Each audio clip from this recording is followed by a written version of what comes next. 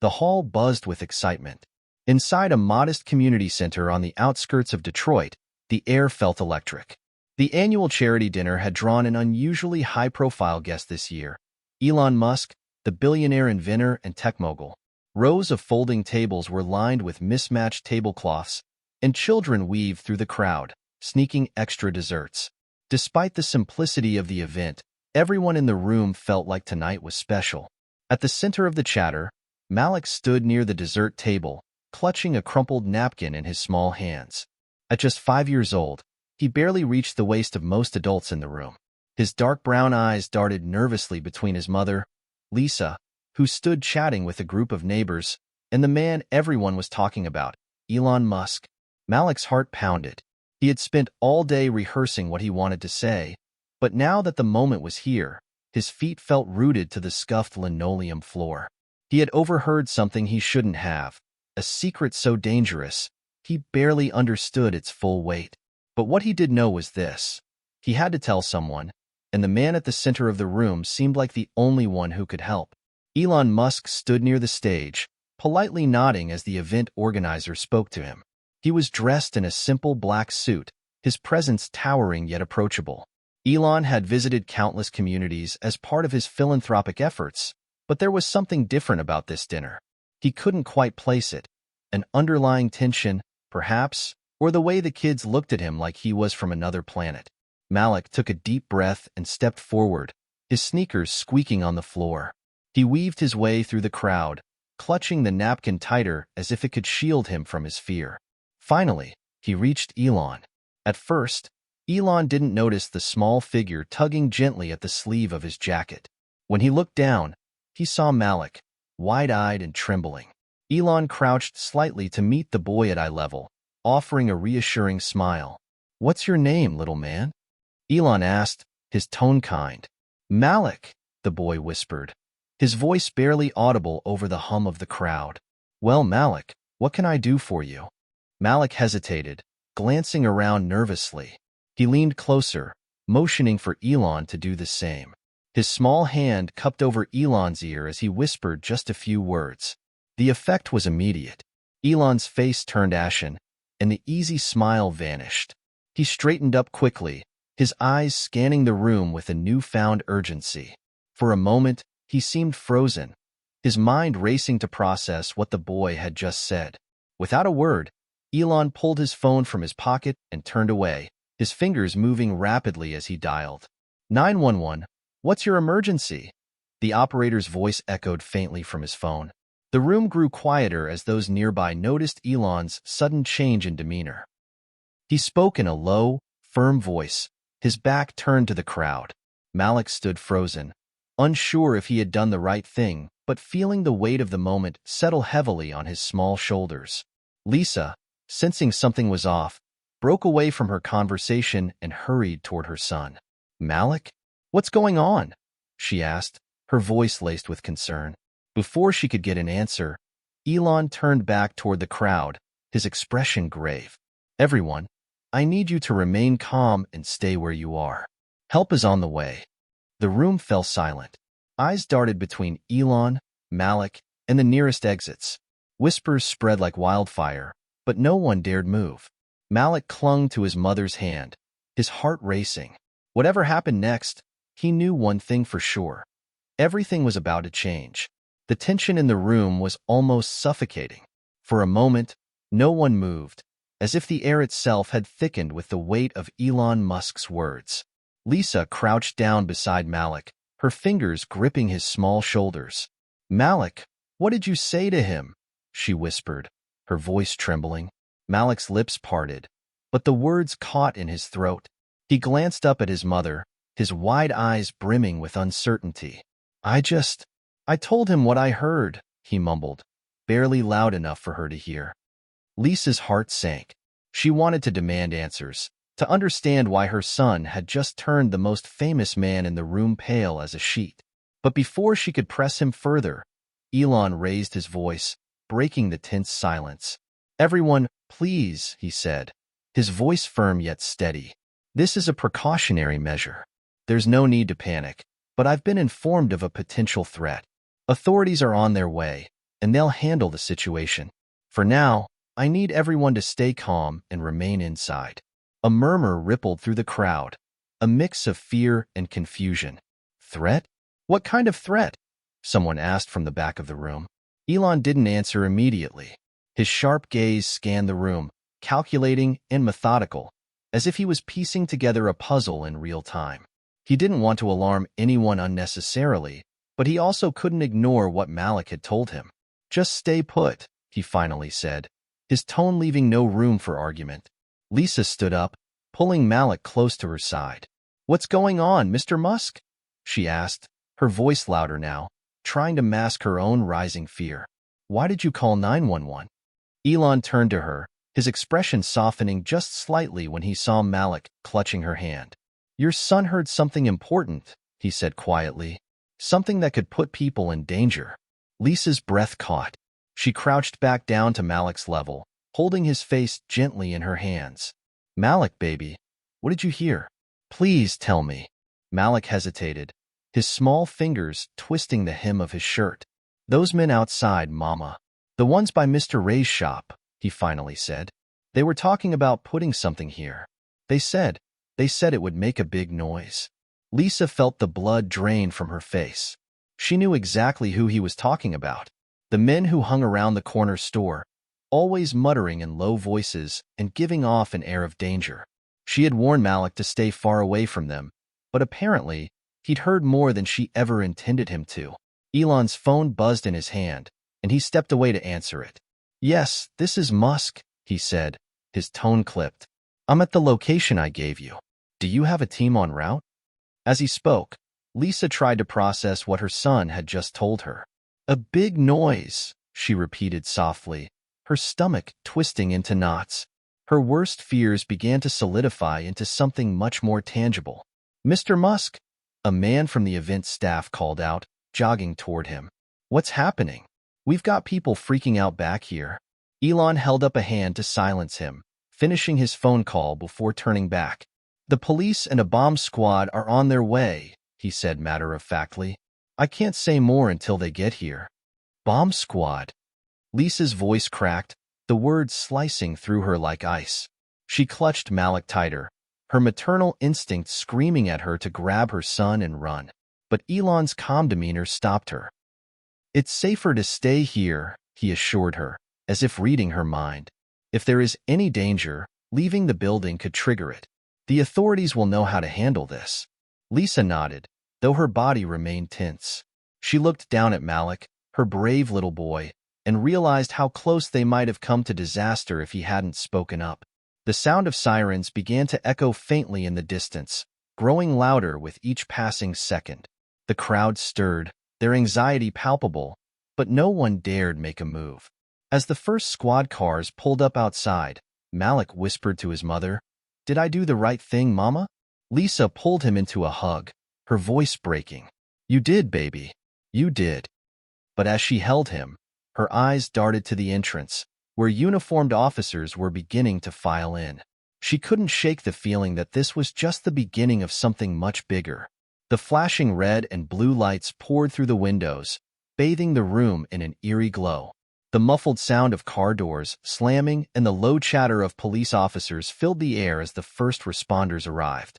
Inside the hall, people stood frozen in place, their breaths held as if the slightest movement would set off a chain reaction they couldn't control. Malik peeked out from behind Lisa, his small fingers clutching her arm tightly. "Mama, are the police going to make the bad guys go away?" he asked in a trembling voice. Lisa forced a reassuring smile, though her heart felt like it might leap out of her chest. "Yes, baby. The police will keep us safe." But the truth was, she wasn't sure. At the front of the room, Elon Musk was deep in conversation with a police officer who looked every bit as serious as the situation demanded. The officer, a stocky man with graying hair, furrowed his brow as Elon gestured toward the windows and whispered something that made the officer glance sharply toward the boy standing by his mother. Moments later, the officer approached Lisa and crouched down to Malik's level. "Hey there, buddy. My name's Officer Grant," he said, his voice soft but steady. "Can you help me out? Mr. Musk said you heard something important." I just want to ask you a few questions, okay? Malik looked up at his mother, silently asking for permission. Lisa nodded, kneeling beside him and holding his hand. Go ahead, sweetheart. Just tell him what you told Mr. Musk. Malik took a deep breath, his small chest rising and falling as he worked up the courage to speak. I heard some men talking outside Mr. Ray's shop, he began. They said they were going to put something here. Something that would make a big noise and hurt people. Officer Grant's face darkened, though he kept his voice calm. Do you remember what they looked like, Malik? Or anything else they said? The boy's brow furrowed in concentration. They had big jackets, and one of them had a scratch on his face. Like this, he said, tracing a line down his cheek with his finger. They said it had to happen tonight, when there were a lot of people here. Lisa felt her stomach twist at the words. She glanced at Elon, who was now on his phone again, speaking in rapid, clipped sentences she couldn't quite hear. Officer Grant stood up, nodding to a younger officer nearby. Lock down the perimeter, he ordered. Get the bomb squad in here now. The younger officer moved quickly, barking orders into his radio, as the room erupted into a new wave of murmurs and quiet panic. Bomb squad? Someone whispered. Are we in danger? We need to leave, another voice said, but Elon quickly stepped forward, raising his hands to calm the crowd. Please, listen to the officers, he said, his voice carrying over the growing noise. They're doing everything they can to keep us safe. It's important we stay where we are until they've secured the building. The crowd hesitated, but Elon's calm authority seemed to hold them in place. Still, the fear was palpable, and Lisa could feel Malik trembling beside her. Mr. Musk, Officer Grant said, pulling Elon aside. You've got a good head on your shoulders, but we need to get you out of here. You're a high-profile target, and we can't take any risks. Elon shook his head. I'm not leaving. These people are here because of me, and I'm not abandoning them. Grant sighed, clearly frustrated but not surprised. Fine, but stay close. If anything happens, we're getting you out first. Minutes felt like hours as the bomb squad entered the building, their heavy gear clinking as they moved methodically through the hall. Everyone watched in tense silence as the officers began their search, their tools glinting under the harsh fluorescent lights. Malik buried his face in Lisa's side, his small voice muffled. Mama, I'm scared. I know, baby, Lisa said, her voice cracking as she stroked his hair. But you were so brave to tell Mr. Musk. You might have just saved everyone here. The words were meant to comfort him, but they brought her little relief. She kept glancing toward the officers, silently willing them to find whatever it was they were looking for, and praying they would find it before it was too late. Then, a shout came from the far corner of the room. We've got something. Every head turned as one of the bomb squad members crouched near the base of a folded table, pointing to a suspicious device hidden beneath the tablecloth. It was small but unmistakably dangerous, with wires protruding at odd angles and a digital timer blinking ominously. Lisa's blood ran cold. The timer read 9 minutes and 57 seconds, less than 10 minutes. The room erupted into chaos as the officers sprang into action, shouting orders and clearing the immediate area around the device. Everyone stay calm, Officer Grant bellowed. We've got this under control. But Lisa could feel the fear spreading like wildfire. People began to edge toward the exits, their panic barely contained. Malik clung to her tightly, his small hands shaking. Elon stepped forward, his voice cutting through the noise. Let them do their jobs, he shouted. If you panic, you'll make things worse. The sheer force of his presence seemed to steady the crowd, if only slightly. The bomb squad worked quickly, their movements precise and deliberate as they assessed the device. Lisa held Malik close, her heart pounding as the timer ticked down. Whatever happened next, she knew they were moments away from discovering whether tonight would end in relief or tragedy. The blinking numbers on the device seemed to taunt everyone in the room. 9 minutes and 23 seconds. Each second felt like a hammer strike, driving the tension deeper into the air. Malik buried his face in Lisa's coat, and she wrapped her arms around him, her entire body trembling. Officer Grant barked into his radio, his voice sharp and urgent. We've got a live device. All available units. Maintain perimeter lockdown. Crowd control inside is stable, for now. Bomb squad is working on disarming. Elon Musk stood near the officers, his face a mask of calm determination. His mind raced through possibilities, but this situation was far beyond his expertise. He wasn't an explosives expert. He was an innovator, a problem solver. But this was chaos. The lead bomb technician, a woman with a steady hand and nerves of steel, knelt by the device, her partner handing her tools. "This is a homemade explosive," she said, her voice cutting through the silence. "Whoever built this knew what they were doing. We've got trip wires, motion sensors, and a timer. If we make a wrong move, this thing could go off." The crowd murmured anxiously, some clutching each other, others whispering hurried prayers. Malik peeked up at Lisa, his small voice shaking. "Mama, did I make this happen?" Lisa crouched down to his level, cupping his face in her hands. "No, baby," she said firmly. "You didn't do this. You told the truth. You were brave, and you might have saved everyone here."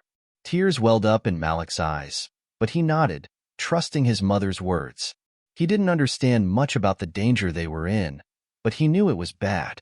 Elon glanced at the boy, a flicker of something raw and protective in his eyes. He crouched next to Malik and Lisa, lowering his voice. "Kid, you did good," he said. "You spoke up when it mattered. Not many people have the guts to do that." Malik blinked at him, the tears spilling over. "But what if the bad men come back?" Elon's jaw tightened. "They won't," he said. "The police will make sure of it. And so will I." Meanwhile, the bomb technician continued her work, calling out updates to her team. "The timer is connected to a fail-safe mechanism. If we cut the wrong wire, it could accelerate the countdown. We need to isolate the power source first." 6 minutes and 42 seconds. Officer Grant approached Elon, his expression grim. "Mr. Musk, I need you to consider evacuation. You're a high-profile individual, and if this device detonates—" "I'm not leaving," Elon interrupted, his voice steady. "I can't just walk out while these people are still in danger. We're all in this together." Grant hesitated, then nodded. "All right, but if this thing goes sideways, you're coming with me." "No arguments." Elon didn't respond, his eyes fixed on the device as if willing the bomb squad to succeed. Across the room, someone began to cry softly, the sound cutting through the tense silence like a blade. Lisa glanced around, her own anxiety mounting. The crowd was holding it together, for now, but the fear was palpable. If the situation dragged on, it wouldn't take much for panic to erupt. "Is there anything I can do to help?" Lisa asked, her voice trembling. Elon turned to her, surprised by the question. Most people in her position would have been focused solely on protecting their child. "You're already helping," he said. "Keeping people calm is half the battle." She nodded, though the weight of his words didn't make her feel any safer. 4 minutes and 59 seconds. The lead bomb technician suddenly froze, her eyes narrowing as she studied the device. "Wait," she muttered. "There's an auxiliary circuit here. It's meant to bypass the disarm sequence. If we don't disable it first, the main switch will trigger the explosive." Her partner leaned closer. "Can you disable it in time?" She didn't answer immediately, her focus entirely on the intricate mess of wires before her. "If I can isolate the right one, yes. But I need quiet." The room fell deathly silent, the tension so thick it felt like it might snap at any moment. Even Malik, who had been fidgeting nervously, stilled completely, his wide eyes fixed on the bomb squad. 2 minutes and 33 seconds. Elon stepped closer to Officer Grant. "What's the plan if she doesn't make it in time?" he asked quietly. Grant's face was grim. "Evacuate who we can, brace for impact, and hope for the best." Elon clenched his fists. "That's not good enough." Grant sighed, his eyes heavy with the weight of responsibility. "It's the only plan we've got." At that moment, the lead technician let out a sharp breath. "Got it," she said, her voice tight with concentration. "Auxiliary circuit is offline. Now I just need to—" 1 minute and 12 seconds. "Move carefully," her partner urged, sweat dripping down his forehead. The technician's hands moved with precision, her tools steady despite the stakes. Cutting the main power now. The entire room seemed to hold its breath as she reached for the wire. 15 seconds. With a final, deliberate snip, the timer froze. The room erupted into gasps and murmurs of relief as the bomb squad carefully secured the device. Disarmed, the technician confirmed, her voice steady despite the adrenaline coursing through her. Malik looked up at his mother, his small face breaking into a hesitant smile. "It's over?" Lisa hugged him tightly, tears streaming down her face. "Yes, baby. It's over." But as Elon exchanged a glance with Officer Grant, both men knew the night wasn't truly over. Somewhere out there, the people who had planted this device were still at large, and they wouldn't stop until they were caught. Even as the crowd erupted into cautious relief, Elon Musk's sharp mind couldn't relax. The immediate danger might have been disarmed, but the shadow of the culprits lingered like a storm cloud. He scanned the room, his sharp blue eyes narrowing as he observed the faces around him. Some were hugging each other, others wiping away tears, and a few still stood frozen, their expressions blank. "Officer Grant," Elon called, his voice low yet urgent. The officer, who had been speaking into his radio, turned to him. "What is it?" Elon nodded toward the crowd. "They didn't just plant the device and leave. They might still be here." Grant's eyes darkened as he followed Elon's gaze. "You think they're in the room?" "I'd bet on it," Elon replied. "They would want to see the chaos unfold firsthand. And if Malik overheard them talking, they might have realized someone would speak up." Grant swore under his breath and motioned to a few officers standing near the doors. "I want a quiet sweep of this room. Subtle. No one leaves without being questioned." The officers nodded and began moving through the crowd, their eyes scanning for anything, or anyone, out of place. Meanwhile, Lisa sat with Malik at one of the tables, trying to soothe him as the tension in the room shifted from panic to unease. She watched Elon and the officers with growing concern. "What's happening now?" she whispered. Elon approached her, crouching down to meet her eye level. "We think the people who planted the bomb might still be here," he said quietly. Lisa's hand flew to her mouth. "Here? Among us?" Malik, overhearing, clutched her arm. "Mama, are they gonna hurt us?" "No, sweetie," she said quickly, pulling him into her lap. "We're safe now. The police are taking care of it." But her voice wavered, and Elon caught the slight tremor in her hands. "You've done enough for now," he said, his tone gentler than before. "Just stay calm and keep an eye on him. I'll let you know if we need anything else." As Elon stood, his gaze fell on a man near the back of the room. The man was wearing a dark hoodie and standing slightly apart from the others, his hands shoved deep into his pockets.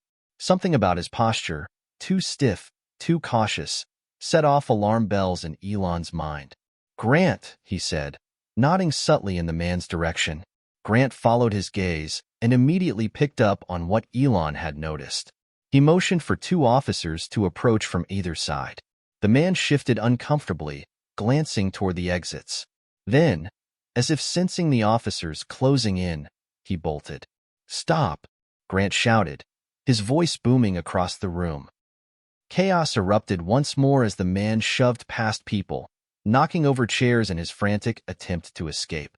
The officers pursued him, weaving through the crowd, while Elon instinctively stepped in front of Lisa and Malik, shielding them. "Stay here," he ordered Lisa firmly. The man reached the far end of the room, but his path was blocked by two officers who had anticipated his move. He skidded to a halt, looking around wildly, and then made a desperate lunge toward a nearby window. With lightning speed, Officer Grant tackled him to the ground, pinning his arms behind his back. The man struggled, cursing under his breath, but the officers were too strong. "Check him," Grant ordered, and one of the officers began searching the man's pockets.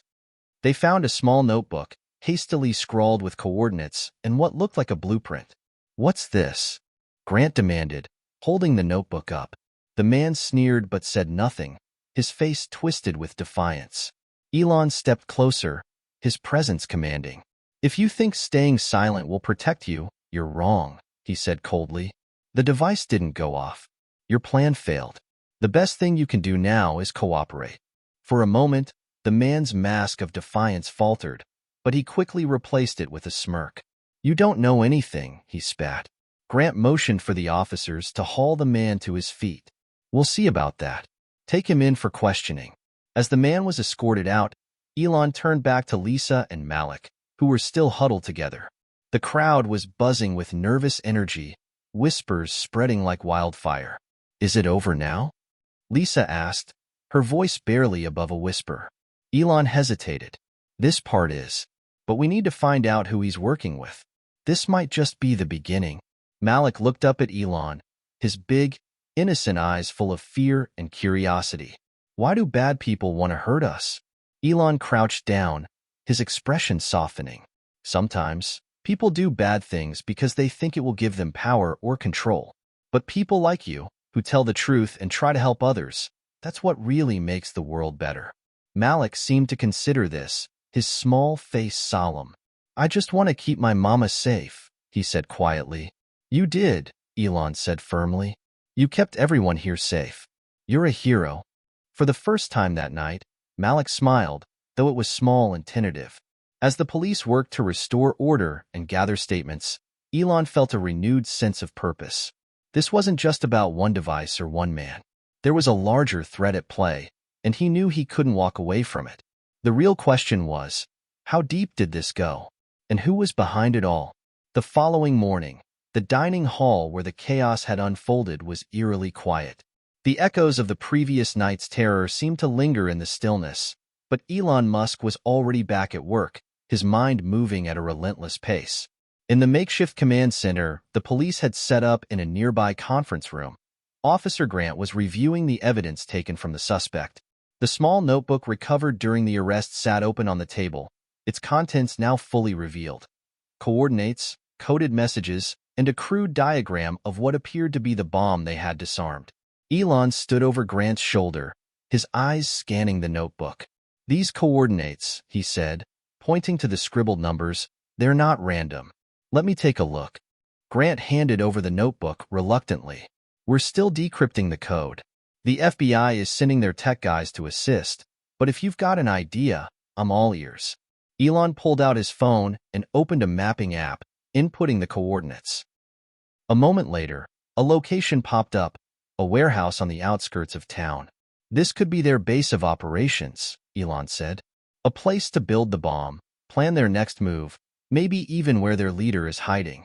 Grant frowned. "It's a lead, but we can't act on it until we've verified more. Rushing in could tip them off, or worse, put more lives at risk." Elon wasn't satisfied with waiting. "Time isn't on our side. If they're planning something bigger, we need to stop them before they can strike again." Grant sighed. "Look, I get it. You're used to thinking fast and taking risks. But this isn't one of your tech launches, Mr. Musk. This is a criminal investigation." Elon stepped back, realizing he was pushing too hard. "Fine," he said, "but keep me in the loop. I'll have my own team start analyzing the code, too. Maybe we can crack it faster." Grant gave him a skeptical look but didn't argue. "Just don't interfere with our investigation." As Elon left the command center, his mind was already racing with possibilities. He called one of his top cybersecurity experts. "Damien," Elon said as soon as the call connected, "I need you to analyze something for me. It's urgent." "Send it over," Damien replied, his voice steady. Elon snapped photos of the coded pages in the notebook and sent them off. "Decrypt whatever you can and cross-reference any patterns with known terror groups. I need answers fast." While waiting for Damien to respond, Elon decided to check on Malik and Lisa. They had been relocated to a secure hotel under police protection, but Elon felt a personal responsibility for their safety. He arrived at the hotel to find Lisa pacing the room while Malik played quietly with a small toy car. "Elon," Lisa said, her voice a mix of relief and exhaustion. "Did they figure anything out yet?" "We've got a lead," Elon said, keeping his tone reassuring. "The police are working on it. How are you two holding up?" Lisa sank into a chair, her shoulders slumping. "Malik's been asking a lot of questions," she said softly, "about why those people wanted to hurt everyone, why they planted the bomb. I don't know how to answer him." Elon crouched down to Malik's level. "Hey, buddy, he said gently. How are you feeling? Malik looked up at him, his big eyes solemn. I'm scared, he admitted. What if they come back? They won't, Elon said firmly. The police are protecting you, and so am I. You don't need to be afraid. Malik hesitated, then nodded, though the fear in his eyes hadn't entirely faded. Lisa watched the exchange, her own fear bubbling just beneath the surface. Why are you doing this? She asked Elon suddenly. Elon stood, meeting her gaze. Because it's the right thing to do, he said simply. And because Malik reminds me of why I started everything I've ever done, to make the world safer, better, and fairer for kids like him. Before Lisa could respond, Elon's phone buzzed. It was Damien. Elon, Damien said, his voice urgent. I cracked part of the code. It's a communication log, dates, times, and names. One name stands out, Black Fox. Elon's brow furrowed. Black Fox? Who is that? There's not much on them, Damien replied. But what I found suggests they're a high-level operative in a domestic terror network. They specialize in disruption and chaos. If Black Fox is involved, this is bigger than we thought. Elon's grip on the phone tightened. Keep digging. Find out everything you can about them. As he hung up, Elon turned back to Lisa. There's more to this than just the bomb. The people behind it are organized, and they won't stop until they're caught. But we're going to stop them. Lisa's eyes widened. You're putting yourself in danger for us? Elon smiled faintly. It's not just for you. It's for everyone. Malik's bravery might have saved countless lives already. Now it's my turn to finish the job. In that moment, Elon realized that this wasn't just about solving a mystery or preventing another attack. It was about standing up to fear and chaos, proving that even in the face of darkness, courage and determination could make a difference. And with Black Fox now in the picture, the stakes had never been higher. Later that evening, the coordinates from the suspect's notebook loomed large in Elon Musk's mind. The warehouse, a silent enigma on the outskirts of town, felt like a ticking time bomb itself. But the police were still bogged down in procedures, and Elon couldn't sit idly by. He wasn't known for patience, he was known for action. Back at his private suite, Elon connected with Damien via video call. On the screen, Damien looked tired but focused, a faint glow from his multiple monitors illuminating his face. Elon, I've uncovered more, Damien began, tapping on his keyboard. Black Fox isn't just an operative. They're a leader. Their network spans multiple states, and they've been linked to a string of attacks over the past 3 years. Small ones, meant to sow fear, not mass casualties. So why escalate now? Elon asked, pacing the room. Damien shook his head. That's the question. But here's the thing. I traced one of the devices they use to communicate. It's pinging from the same area as the warehouse. It's a safe bet that's where Black Fox is, or at least someone critical to their operation. Elon's jaw tightened. The warehouse wasn't just a lead. It was the key. I'm not waiting for the police to give me the green light, Elon said firmly. Send me everything you have on the warehouse, blueprints, layouts, anything. I'm going in. Damien's brows shot up. You're what? Elon, this isn't some tech problem you can debug. These people are dangerous. I know, Elon replied, his voice steady. But we can't let fear paralyze us. Malik didn't, and I won't either. Damien sighed, muttering something under his breath before nodding. Fine, I'll get you what you need. But for the love of God, don't do this alone. An hour later, Elon stood outside the warehouse, hidden in the shadows of a row of abandoned vehicles. He wasn't entirely alone. He'd brought 2 of his private security team members, both former military, equipped with discreet but powerful surveillance gear. The warehouse loomed ahead, its windows dark and foreboding. Elon adjusted the small earpiece connected to Damien. I'm in position, he said quietly. I'm monitoring the area, Damien replied. No outgoing signals detected so far. If Black Fox is in there, they're keeping communications offline. Elon nodded to his team, and they began moving cautiously toward the building. The faint crunch of gravel underfoot was the only sound in the quiet night. As they approached the side entrance, one of the security members, a tall, broad-shouldered man named Wyatt, held up a hand, signaling them to stop. He pointed to a faint, blinking light near the doorframe. A motion sensor, Wyatt whispered. State of the art. They've got this place rigged. Elon frowned. Can you disable it? Wyatt nodded, pulling out a small device from his pack. Give me a minute. As Wyatt worked, Elon's mind raced. If the warehouse was this well guarded, it meant they were close to something big. Once the sensor was disabled, they slipped inside. The air was thick with the smell of oil and rust, and the faint hum of machinery echoed in the distance. Split up, Elon whispered to his team. We need to find out what they're hiding. Wyatt and the other guard moved down separate hallways while Elon headed toward the largest open area, following the faint glow of light spilling out from under a door. He pushed the door open carefully and stepped inside. The room was cavernous, with rows of metal tables covered in equipment, tools, wires, laptops, and what looked like components of another bomb. Blueprints were pinned to a corkboard on the wall, marked with red XS and arrows. Damien, are you seeing this? Elon whispered, snapping photos with his phone. Yeah, Damien replied. This is definitely their HQ. Those blueprints look like plans for more attacks. We need to send this to the authorities now. Elon moved closer to the blueprints, studying the markings. One in particular caught his eye, a circle around the name of a major city, with tomorrow's date written next to it. They're planning another attack, Elon said, his voice urgent. Tomorrow. We have to stop them. Before Damien could respond, a low voice echoed from behind him. You shouldn't be here. Elon froze and turned slowly. A figure emerged from the shadows, a woman with sharp features and cold, calculating eyes. She was dressed in black, a handgun resting casually at her side. Elon Musk, she said, her voice dripping with disdain. You just can't stay out of trouble, can you? Black Fox, Elon said, his voice steady despite the tension crackling in the air. She smirked. I expected the police, maybe even the FBI. But you? This is almost too easy. As she raised her gun, a loud crash erupted from another part of the warehouse, followed by shouts. Black Fox's smirk disappeared, replaced by a sharp glare. Looks like your friends have made a mess, she said, stepping back toward a side door. This isn't over, Musk. You'll wish you never got involved.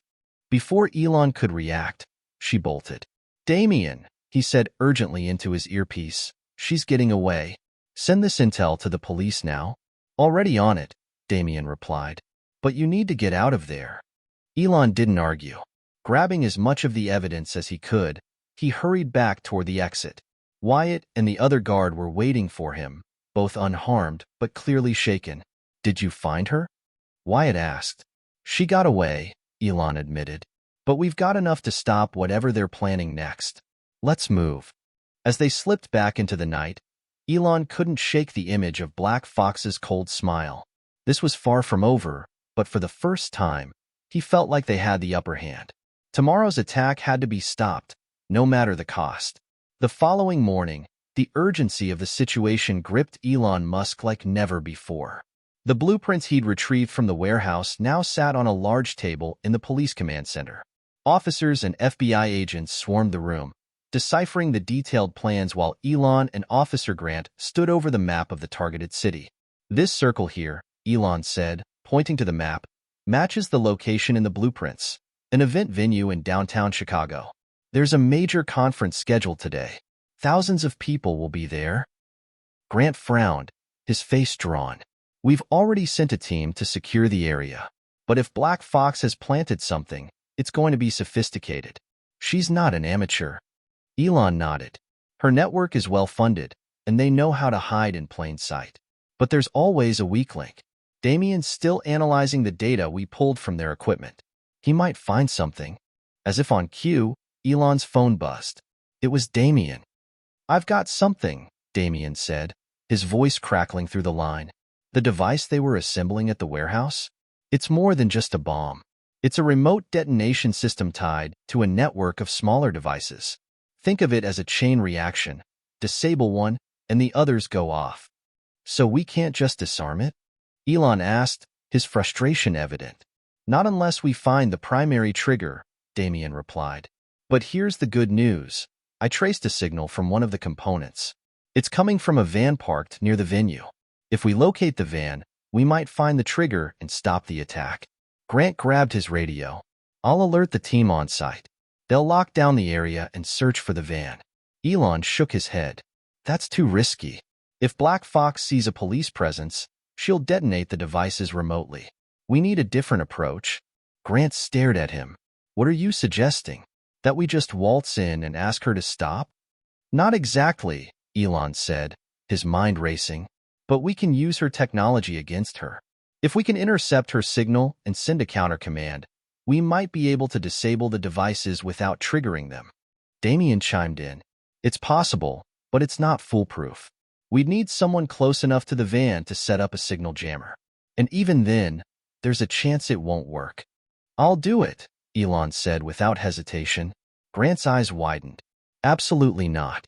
This is a job for professionals, not a billionaire with a death wish. Elon's voice was firm. I'm not sitting back while lives are at stake. You need someone who understands the tech and can act quickly. That's me. Before Grant could argue further, Damien spoke up. If he's going to do this, he'll need the right equipment. I'll guide him through it remotely, but you'd better move fast. An hour later, Elon was seated in an unmarked SUV parked a block away from the venue. His hands gripped a compact device, a signal jammer modified by Damien to disrupt Black Fox's remote system. Wyatt and another member of Elon's security team were with him, scanning the area. There, Wyatt said, pointing to a white van parked near an alley. That's our target. Elon nodded, his heart pounding. Let's go. The three of them exited the SUV, moving carefully toward the van. The streets were bustling with pedestrians, most of them unaware of the potential danger nearby. When they reached the van, Wyatt signaled for Elon to stay back while he checked the vehicle for traps. After a tense minute, Wyatt gave the all-clear. Elon stepped forward, placing the signal jammer on the side of the van. Damien's voice crackled in his earpiece. Good. Now activate it, but keep an eye on the power levels. If the jammer overheats, it could short-circuit and alert Black Fox. Elon activated the device, watching as the small screen lit up with lines of code. How long will this take? Not long, Damien replied. I'm intercepting the signal now. Just hold tight. Suddenly, a shadow moved in Elon's peripheral vision. He turned to see a figure approaching, a man with a bulky jacket and a determined expression. Hey, the man shouted, reaching into his pocket. Wyatt reacted instantly, stepping in front of Elon and raising his weapon. Stop right there. The man froze, but his hand was already pulling out a small remote. Elon, Damien's voice came through the earpiece urgently. That's a secondary trigger. If he activates it, we're done. Thinking quickly, Elon reached for the jammer and increased its power output. The device hummed loudly, the lines of code on the screen blurring. Damien, will this work? Elon asked, his voice tense. Maybe, Damien said, but if you push it too far, it could. Before he could finish, the jammer sparked, emitting a sharp pop. The man with the remote hesitated, glancing down at the device in his hand. It's offline, Damien shouted. You did it, Elon. The signal's disrupted. The man growled in frustration and bolted, but Wyatt was faster. He tackled him to the ground, pinning him as the police arrived to take over. Back in the command center, Elon watched as officers dismantled the devices planted around the venue. Each one was rendered harmless, thanks to the disruption caused by the jammer. Grant approached him, his expression a mix of relief and admiration. You pulled it off, he said. I didn't think it was possible, but you stopped them. Elon nodded, exhaustion washing over him. It's not over yet. Black Fox is still out there, and she won't stop until she gets what she wants. Grant's jaw tightened. We'll find her, and when we do, she won't have anywhere to run. As Elon left the command center, his thoughts turned to Malik and Lisa. They were safe for now, but the battle against fear and chaos was far from over. For Elon, this was no longer just about stopping an attack. It was about proving that courage and innovation could stand up to the darkest forces and win. As Elon Musk walked into his private suite later that evening, he found himself replaying the events of the day in his mind. For all the lives they had saved, the mission still felt incomplete. Black Fox was still out there, and her network remained a looming threat. But Elon's thoughts kept drifting back to Malik. The boy had whispered something so chilling, so urgent, that it had set this entire chain of events into motion. What did Malik know, and how? Determined to get answers, Elon dialed Lisa's number. She answered on the second ring. "Elon," she said, her voice tense. "Is everything okay? Did you stop them?" "For now," Elon replied, his voice soft. "But I need to talk to Malik. There's something he knows, and I think it's the key to understanding all of this." Lisa hesitated. "He's been asking about you. He's scared, but I think he'll feel better if he sees you." "I'll be there soon," Elon said. When Elon arrived at the safe house where Lisa and Malik were staying under police protection, he was greeted by two officers standing guard outside. Inside, Lisa sat on the couch with Malik curled up next to her, clutching a small stuffed elephant. Malik looked up as Elon entered, his eyes wide but not frightened. If anything, he seemed relieved. "Hi, Malik," Elon said, crouching down to meet the boy's gaze. "How are you feeling?" Malik shrugged, his fingers fidgeting with the stuffed elephant's ear. Elon sat down on the carpet, making himself less intimidating. "You know, you're really brave. What you told me at dinner helped stop something very bad from happening today. But I need your help again." Malik hesitated, glancing at his mother.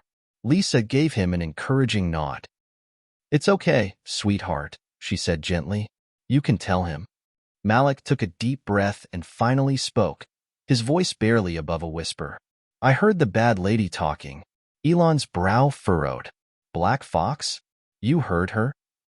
Malik nodded, clutching the stuffed elephant tighter. "At the restaurant. She was at the table behind us. I didn't see her face, but I heard her voice. She was talking to someone on the phone." "What did she say?" Elon asked, leaning closer. Malik looked down at the carpet, his small hands trembling. She said the big boom was almost ready. And she said your name. She said you were in the way."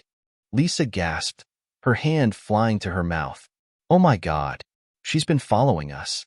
She knew we were with you." Elon's stomach tightened. If Black Fox had been that close, it meant she was keeping tabs on him and anyone connected to him. "Malik, did she say anything else?" Elon asked gently. The boy nodded, his eyes filling with tears. "She said she was going to do something bad, but I don't know what." Elon placed a reassuring hand on Malik's shoulder. "You did the right thing by telling me. You're very brave, Malik." The boy looked up at him, his expression serious. "Are you going to stop her?" Elon nodded firmly. "Yes, I will. I promise." Later, as Elon sat with Lisa in the small kitchen, his mind raced with possibilities. "She must have been watching us the whole time," Lisa said, her voice shaking. "Why? What does she want from you?" "It's not just me," Elon replied. "She wants to destabilize everything. Trust, security, hope. People like Black Fox thrive on fear." But Malik overhearing her was a mistake on her part. Now we know she's been close, which means she's not hiding as far away as we thought. Lisa placed a hand on his arm. "Be careful, Elon. She's dangerous. And if she's targeting you—" "I can handle it," Elon said, though the weight of the responsibility was clear in his voice. "But I need to figure out her endgame. Malik's information is a piece of the puzzle, but there's still more we don't know." Just then, Elon's phone buzzed. It was Damien. "Elon, I've been digging into more of Black Fox's network," Damien said, his tone urgent. "And I think I found something. A financial trail. She's been funneling money through shell companies to purchase advanced tech. Stuff that isn't easy to get." "What kind of tech?" Elon asked. "Drone technology, high-powered transmitters, and something that caught my eye, a neural interface device. It's experimental, military-grade. The kind of thing you'd use to control multiple systems simultaneously." Elon's mind raced. She's not just planning random attacks. She's building something. Something big. Damien hesitated. "It's bigger than we thought, Elon. If she pulls this off, it won't just be one city at risk. It could be an entire region. Or worse." Elon's grip on the phone tightened. Black Fox wasn't just a terrorist. She was a visionary of chaos. And now, more than ever, He understood that stopping her would take everything he had. As he hung up, he turned to Lisa. I need to go. There's more work to do. Lisa nodded, her eyes filled with worry. Just be careful. Malik looks up to you. He needs to know there's still good people in the world. Elon gave her a reassuring smile. There are. And we're going to prove it. As he left the safe house and stepped into the night, Elon couldn't shake the feeling that time was running out. The pieces were falling into place, but the picture they painted was darker than he could have imagined. And somewhere out there, Black Fox was watching, waiting, and planning her next move. The drive to his private tech facility was long and quiet, the weight of the night's revelations pressing heavily on Elon's shoulders. As his sleek black SUV sped through the streets of Palo Alto, Elon's thoughts were consumed with the picture he had been slowly piecing together. Black Fox was not simply a rogue agent with an agenda. She was orchestrating something far larger, far more calculated.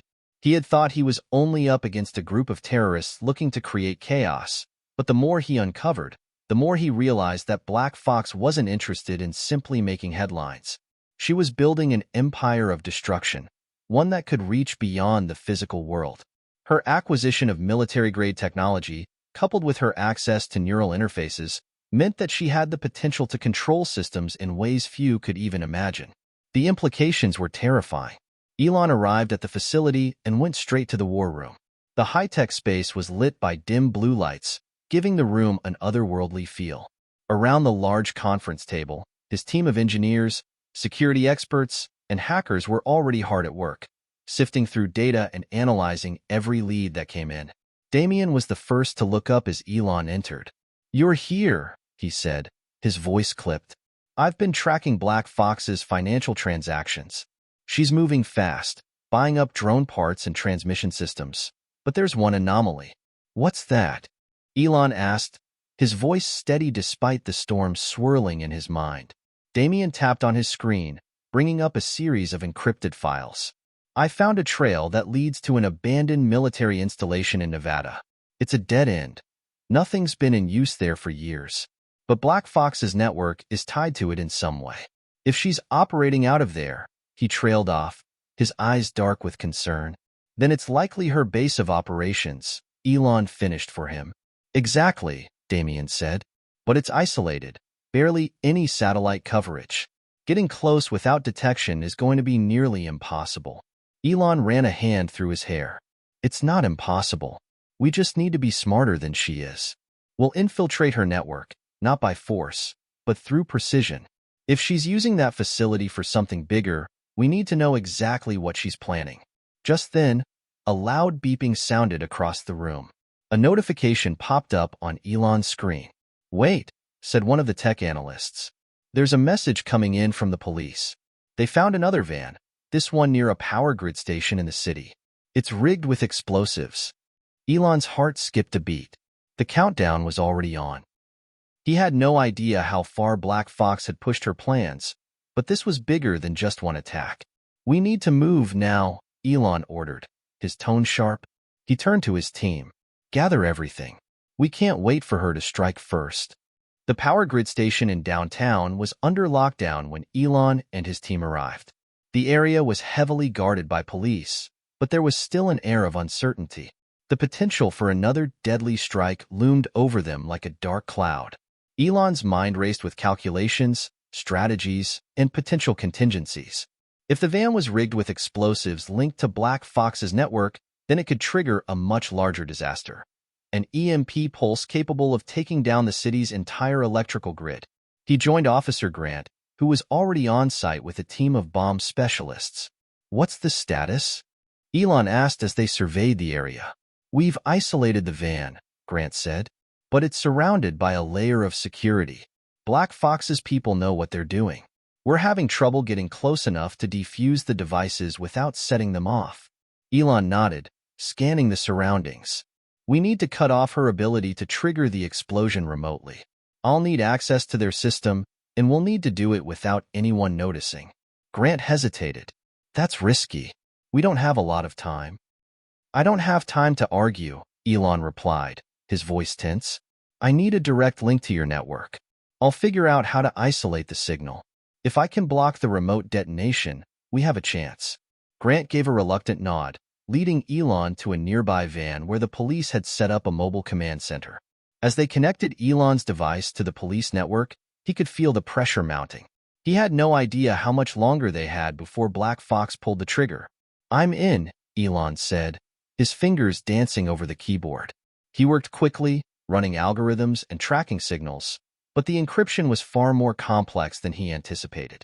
Every move he made seemed to trigger a series of responses, like Black Fox knew they were coming.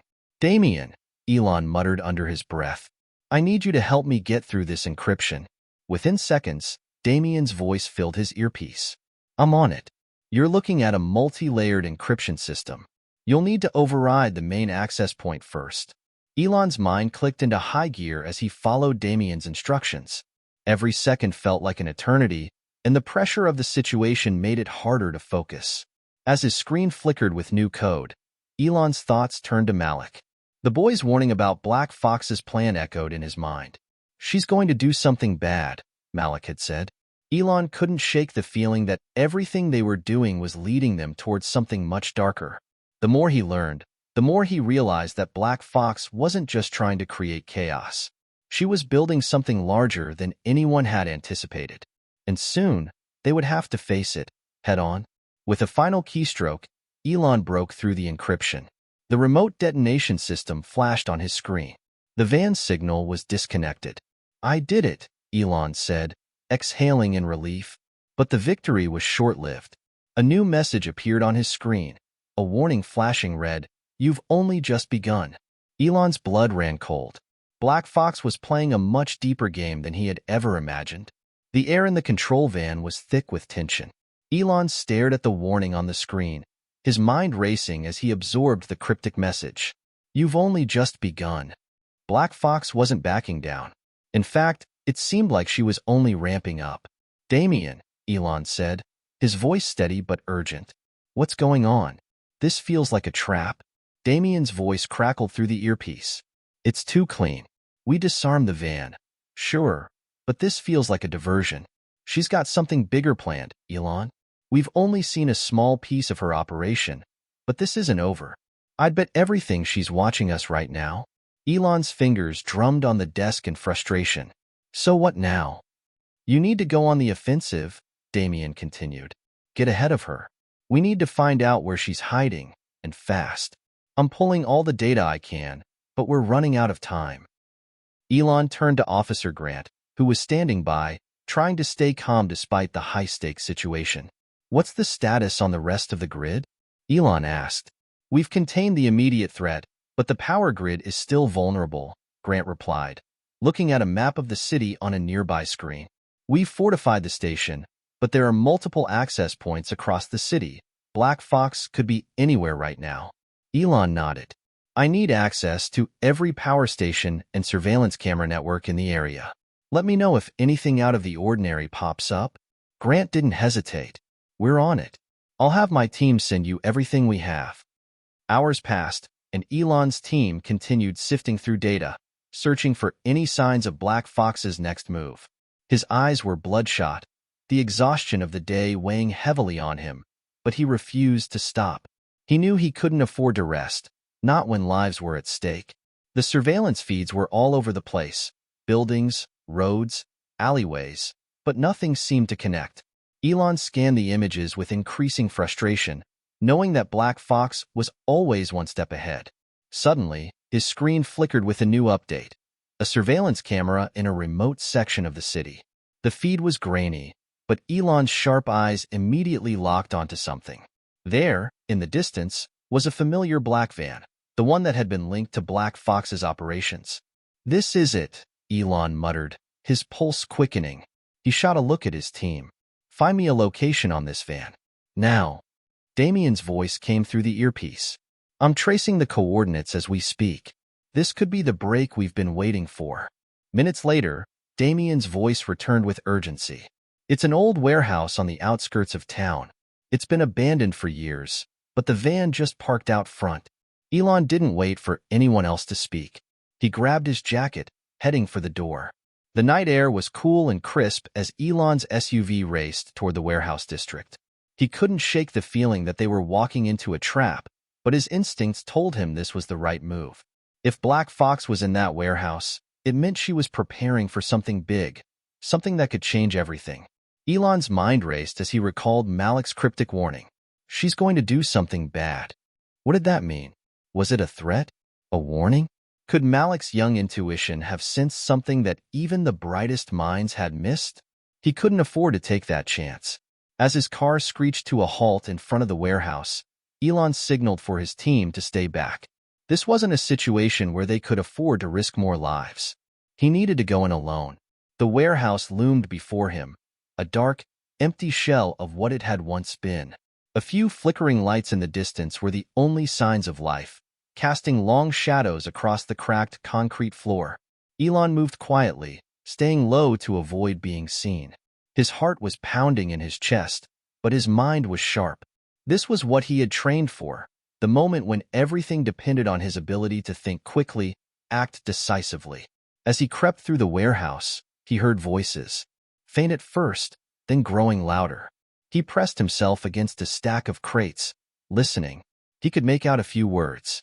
Ready for the launch. The voice was cold, calculated. Everything's in place, another voice responded. The EMP device is operational, and once we trigger it, we'll have control. Elon's breath caught in his throat. EMP device? This was it. Black Fox wasn't just targeting the city. She was planning to cripple the entire region. He needed to stop her, and fast. He silently moved closer, positioning himself behind a stack of rusted barrels. The voices were now clear. Black Fox's network was here, right under his nose. He spotted two figures, their backs turned to him. One of them was wearing a long coat, the signature look of Black Fox's operatives. He couldn't see her face, but the cold efficiency of her movements made it clear that this was a high-ranking member of her team. Elon leaned in, focusing on the conversation. "We move tomorrow," the first voice said. "Once the EMP hits, we'll have full control of the city. The government won't know what hit them. We'll take the grid down, and they'll be powerless to stop us," the second voice added. Elon's fingers tightened around his wrist communicator. He had to act fast. If the EMP device was triggered, everything would fall apart. The entire region would be plunged into darkness, and Black Fox would have her chance to strike without anyone being able to stop her. With his heart pounding in his chest, Elon stepped forward, ready to confront Black Fox's operatives. He was close, too close to fail now. He would stop her, no matter the cost. Elon's footsteps were silent, but every nerve in his body was alive with anticipation. His eyes never left the two figures in front of him, watching closely for any movement that could tip them off. He had no intention of letting Black Fox's people get away. If they activated the EMP, it would be more than just a local blackout. It could spark a nationwide crisis. He couldn't allow that to happen. He held his breath, listening to the conversation as it continued. "You're sure the device is secure?" the first voice asked. "As secure as it can be," the second voice replied. "We've got full control. The only thing we need is the signal from the transmitter, and then we launch." Elon felt a cold knot tighten in his stomach. A transmitter. That meant Black Fox was monitoring the system remotely. If he could find it, he could disable it. But getting close enough without being detected would be a challenge. His mind raced as he scanned the warehouse, looking for anything that could give him an advantage. To his left, near a pile of old crates, was a ladder leading up to a catwalk. He could climb it, get a better vantage point, and maybe even get closer to the device without being seen. He moved swiftly, his eyes never leaving the two operatives. They seemed oblivious to his presence, engrossed in their conversation. His heart pounded in his ears, but he focused on each step as he ascended the ladder. At the top, the warehouse stretched out beneath him, dimly lit and filled with shadows. In the far corner of the room, he spotted a large metal box, with wires running into it, likely the EMP device. It was hooked up to a series of monitors and control panels, and near it was a small black box, likely the transmitter they had mentioned. He knew that this was his moment. If he could disable the transmitter, he could cut off Black Fox's ability to trigger the device remotely. But it wouldn't be easy. The operatives were still nearby, and any sudden movement could alert them to his presence. Elon's hands shook slightly as he adjusted his position, trying to get a better angle. He had to think quickly, but carefully. His mind was still spinning from everything he had learned about Black Fox and her plan. This wasn't just about stopping a single attack. This was about preventing a revolution, a complete upheaval of the established order. Black Fox had already proven that she could manipulate technology with deadly precision. The longer he waited, the more time she had to prepare. The more lives would be at risk. He waited for a moment, watching the operatives closely. They hadn't moved. He couldn't waste any more time. Elon made his decision. He moved silently along the catwalk, his eyes trained on the device and the transmitter. His breath was shallow as he approached the control panel. As he got closer, he could hear the faint hum of the EMP device, a low buzzing sound that vibrated in the air. It was as if the device was alive, waiting for the signal that would trigger its devastating power. With careful hands, Elon reached the panel and began analyzing the system. He needed to cut the power before they could launch the device, but the connections were more complex than he expected. There were layers of encryption, security protocols. This wasn't something he could hack in just a few minutes. Suddenly, a voice interrupted his thoughts. "Did you hear that?" It was one of the operatives, his voice low and suspicious. Elon froze. His heart skipped a beat. Had they heard him? The other operative responded, equally wary. "Probably just the wind. We're not alone, though. I'll check it out." Elon's mind raced. If they found him now, everything would be over. He had no choice but to make a quick decision. He began working faster, his hands moving with precision as he tried to bypass the encryption codes. The beeping of the security system grew louder, warning him that he was running out of time. Suddenly, the footsteps of the approaching operative grew louder. He was getting closer. In a flash of desperation, Elon reached out and yanked the wires from the transmitter, disconnecting it from the rest of the system. For a moment, everything stopped.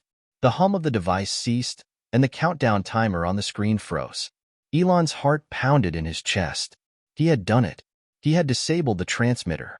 But it wasn't over yet. The operative's voice came through the shadows, closer now. "Hey, what's going on here?" Elon didn't hesitate. He quickly slid behind a stack of crates, hoping to stay out of sight. The last thing he needed was to get caught. The seconds felt like hours as he waited in the shadows, holding his breath. His mind was racing. He had stopped the EMP's remote trigger, but Black Fox had to have backup plans in place. The device was still armed, and there was no guarantee that her operatives wouldn't find a way to launch it manually. The footsteps grew nearer. Elon clenched his fists, preparing for a confrontation. He could feel the tension building in the air, the weight of the moment pressing down on him. Finally, the operative appeared in front of him, scanning the room. Elon's instincts kicked in. He didn't think. He just acted. With a swift move, he grabbed the operative by the arm, twisting it behind his back and forcing him to the ground in one fluid motion. The other operative turned in alarm, but it was too late. Elon was already on top of him. "Not so fast," Elon said, his voice cold and determined. The first operative struggled beneath him, but Elon was faster. He subdued him quickly, knocking him unconscious with a well-placed blow. The second operative, realizing the situation, reached for a weapon. But before he could fire, Elon disarmed him and took him down as well. In the eerie silence that followed, Elon stood over them, breathing heavily. He had taken down the threat, but he still wasn't safe. The EMP device was still ticking, waiting for the signal to go off. He looked at the device, then back at the operatives lying unconscious on the ground. The worst wasn't over yet. He needed to find a way to disable the EMP completely and fast. Suddenly, the sound of distant sirens filled the air. Elon's pulse quickened. It was the cavalry, police, military, and his own team would be here soon. But it was too late to wait for them to arrive. He took a deep breath and moved toward the EMP device, his mind working at lightning speed. He had no time to waste. Black Fox's plan had to be stopped right now. His fingers flew over the control panel, deactivating the remaining connections. Sparks flew, the lights flickered, and for a moment, Elon feared he had triggered something worse. But then, silence. The countdown had stopped. It was over. For now. Elon's body was still trembling from the adrenaline. The EMP device was deactivated, but the danger wasn't over yet. He could feel the weight of the moment hanging in the air. He'd stopped the immediate threat, but Black Fox was still out there, and she wouldn't rest until her plan succeeded. He quickly scanned the warehouse, making sure there were no other surprises waiting for him. The once buzzing hum of the EMP device was gone, and the lights flickered back to their dull, erratic state. The air smelled of metal and dust, heavy with the anticipation of a confrontation that had yet to come. Elon looked down at the two operatives lying unconscious on the cold concrete floor. He knew he couldn't leave them here. There were too many questions left unanswered, and they were likely linked to Black Fox's larger network. They could be a source of valuable information. But there was no time to waste. He couldn't risk being caught in the act. His team would be arriving soon, and although he trusted them, he had no intention of waiting around for anyone to clean up his mess. Black Fox was too dangerous to give her the luxury of time to regroup. He made a quick decision. Grabbing the radio from one of the fallen operatives, he sent a message to his team. The EMP is neutralized. I need backup at the warehouse now. Make it fast. His voice was steady, but inside, the urgency was palpable. He wasn't just worried about Black Fox. There were other pieces of the puzzle that didn't make sense. Things Malik had said, the strange way the operatives had been speaking, the chilling nature of Black Fox's plan. This wasn't a simple heist or terrorist attack. This was part of something far larger. Elon moved quickly through the warehouse, his mind still spinning from what he'd uncovered. He needed to figure out where Black Fox was hiding, and why she had decided to target him and his company. As he approached the exit, the sound of sirens grew louder. His heart raced as he peered outside, checking for any sign of danger. The last thing he needed was for Black Fox to have anticipated his every move. Just as he was about to step into the shadows, a voice cut through the night. Elon. It was Damien's voice, sharp and clear. Elon's heart skipped a beat. His team had arrived. Over here. Elon called, stepping out of the warehouse into the alleyway. Damien and his team appeared in the distance, their figures outlined by the flashing lights of the police cars. It was good to see them, but Elon knew this was only the beginning. Damien approached, his expression grim. You did it, he said, but there was no relief in his voice. You stopped the EMP, but we've got bigger problems. Elon nodded. I know. This is just the tip of the iceberg. He glanced back toward the warehouse. Where's the backup team? We need to interrogate the operatives and find out everything they know. They're on their way, Damien said. But we need to move fast. There's intel that says Black Fox might be planning something even worse, something we haven't even thought of yet. Elon looked at Damien, his face hardening. What do you mean? What's worse than a city-wide blackout? Damien hesitated, clearly struggling with the weight of the information he was about to share. It's not just about control anymore. Black Fox isn't after power. She's after something bigger. I think we've been played. Elon's stomach twisted. Played? By who? Damien's eyes flickered toward the police vehicles, but he leaned in close, lowering his voice. By someone inside. Someone close to you. The words hit Elon like a blow to the chest.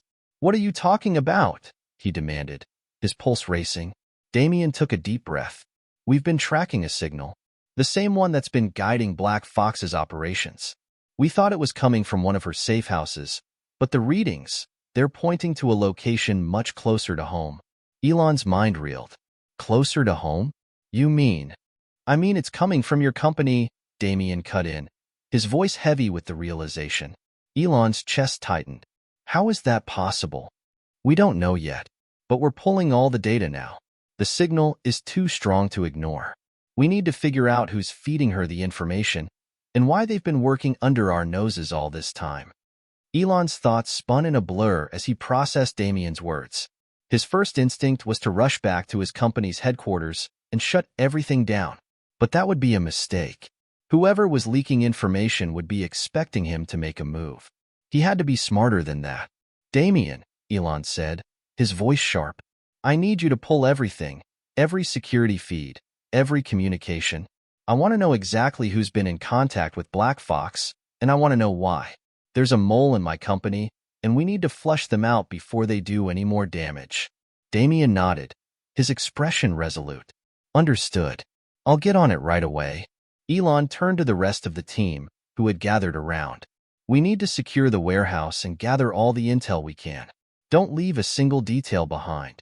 There's more to this than we've been led to believe, and I have a feeling Black Fox is just getting started. As the team moved out, Elon's mind was a whirlwind of possibilities. Whoever had been feeding Black Fox information was still out there, and they were closer than he realized. He couldn't afford to make a mistake. As he stood there, looking out into the darkened streets, a chilling thought crossed Elon's mind. Black Fox had orchestrated every move so far with precision and cold calculation. But what if the greatest threat wasn't her? What if it was the one person he trusted the most? The sense of betrayal was a bitter taste in his mouth, one that he couldn't shake. But there was no time to dwell on it. His next move was critical. He turned to Damien. We need to get to the heart of this, and fast. If we don't, everything we've worked for, everything we've built, will come crashing down.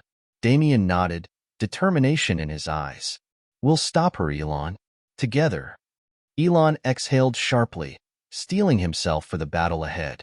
The night was far from over, and Black Fox had already proven that she was willing to do whatever it took to win. But Elon wasn't going to let her succeed. Not on his watch. The cold wind cut through the streets as Elon and his team made their way back to his company's headquarters. The flashing lights of the police cars had long faded, and now only the dim glow of street lamps illuminated their path. But even in the darkness, Elon's mind raced. He couldn't stop thinking about what Damien had said. A mole. Someone within his company was feeding Black Fox critical information. The idea gnawed at him, making his stomach twist. How had it happened? How had someone so close to him, someone he trusted, become an accomplice to the very person he was fighting against? Elon had built his empire on trust. Trust in his team. Trust in the technology they created. The idea that someone could betray him so completely felt like a punch to the gut. But now wasn't the time to dwell on betrayal. He had to focus. He had to find out who the mole was, and fast. Every minute that passed meant more time for Black Fox to regroup, to plan her next move. Damien, Elon said, breaking the silence as they approached the building's entrance. I need to see the surveillance feeds. Everything. I want to know if anyone's been in contact with Black Fox or her people, emails, phone calls, encrypted messages, anything. Damien nodded, his face grim. We're on it. We'll pull every file and cross-reference it. But it's going to take time. Elon stopped in his tracks, turning to face Damien. His voice was steady, but there was an edge to it. Time isn't something we have. If this mole is feeding her information, every second counts. We need to act now. Damien hesitated for a moment before speaking. We'll expedite it, but I think we might be missing something bigger. I've been digging into the security systems, and there's something strange with the way Black Fox knew exactly where to strike. It's like she had inside knowledge. Someone feeding her our moves before we even make them. Elon's heart sank. Are you telling me this person is inside my company right now? It's starting to look that way, Damien replied. And whoever it is, they're good. They're covering their tracks well. But I've got a feeling we'll get there. It's just going to take some patience. They entered the building and went straight to the security room. Elon's mind was in overdrive, analyzing every bit of information they had. His fingers drummed on the edge of the table as he waited for the security team to start pulling the files. The tension in the air was palpable. Damien sat beside him, eyes glued to the screens. We're going to find this person, Elon. We just have to be careful. They've covered their tracks, but they're not perfect. Elon nodded absently. His eyes flicked to the security footage playing on the monitors, but he wasn't really seeing it. He was thinking about Black Fox, about the chaos she had unleashed, and about the mole who had been feeding her vital information. He couldn't shake the thought that the person they were looking for might be someone he'd never expect. Someone who had been playing him from the inside for a long time. Someone he trusted. The room was silent, save for the clicking of keyboards and the low hum of the computers working overtime to pull up the data. Elon's mind raced as he replayed every conversation, every interaction he'd had with his team. Could it have been one of them? Could he have missed the signs? Got something, Damien said, breaking the silence.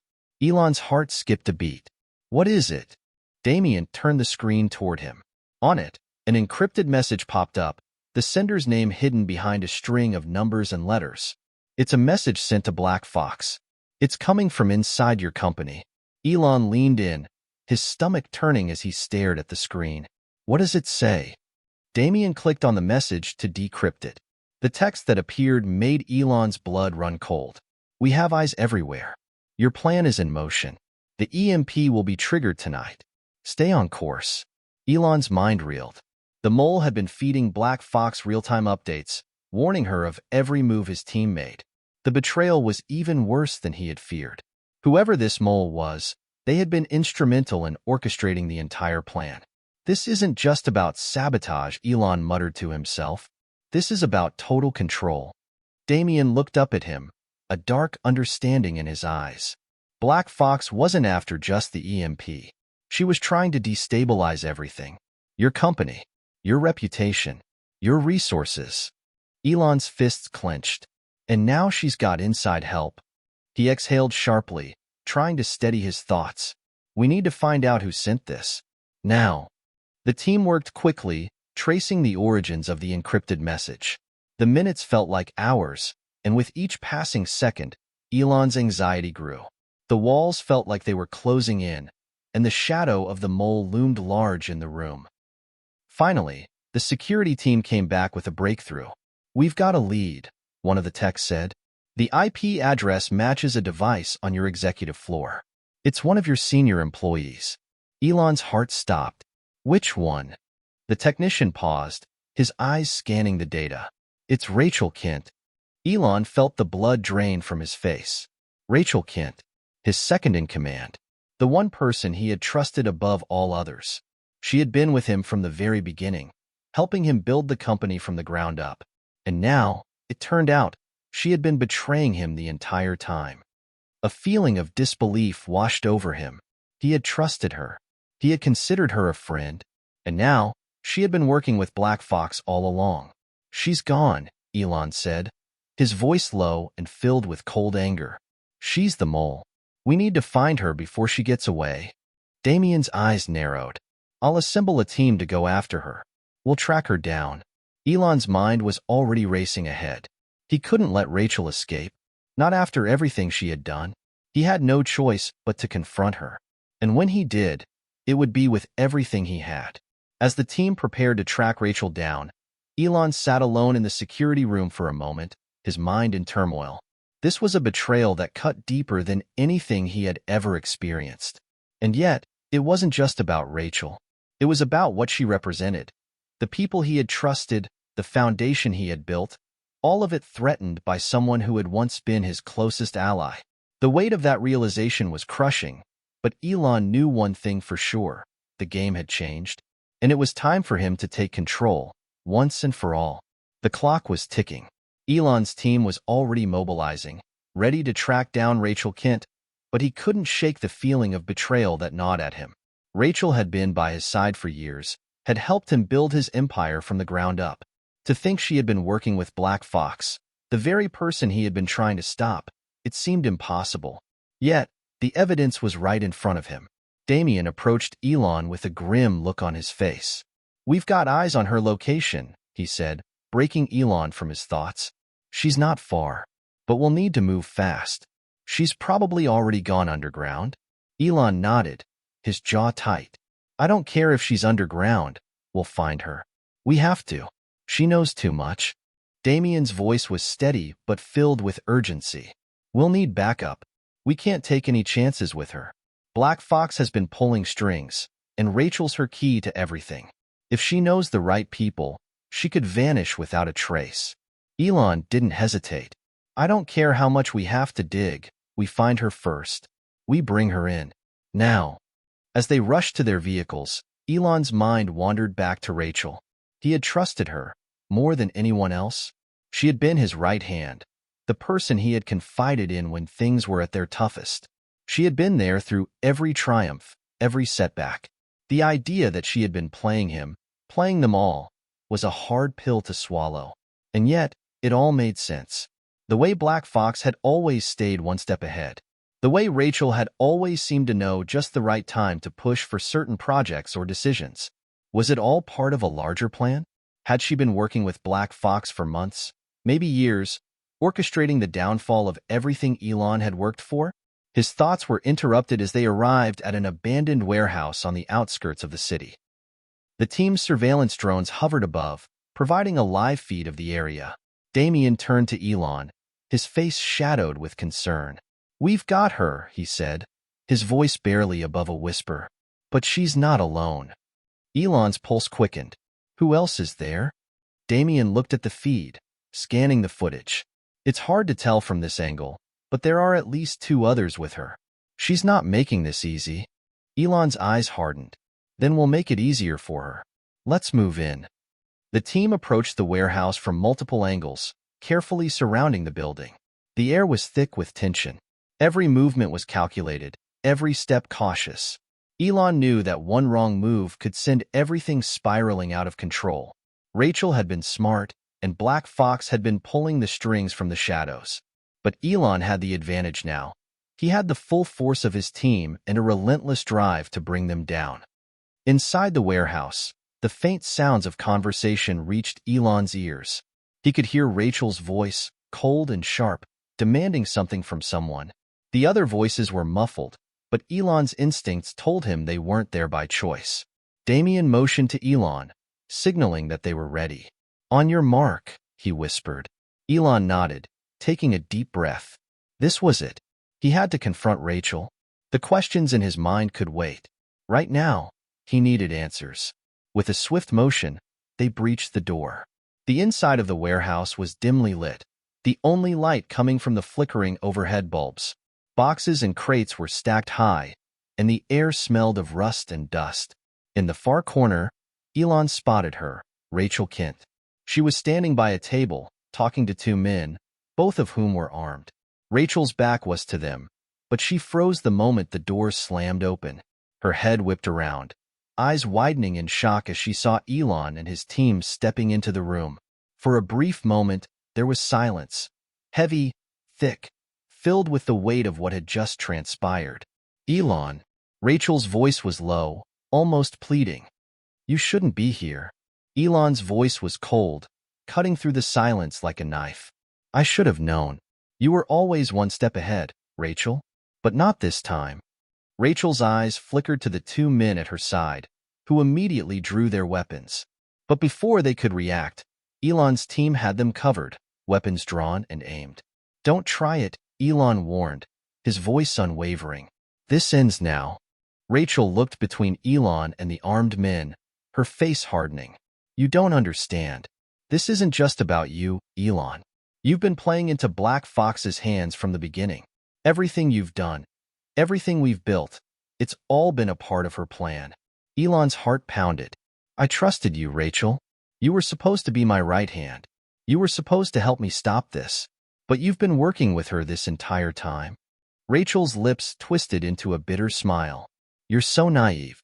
You think this is just about Black Fox? You think she's the mastermind? You have no idea what's really going on, do you?"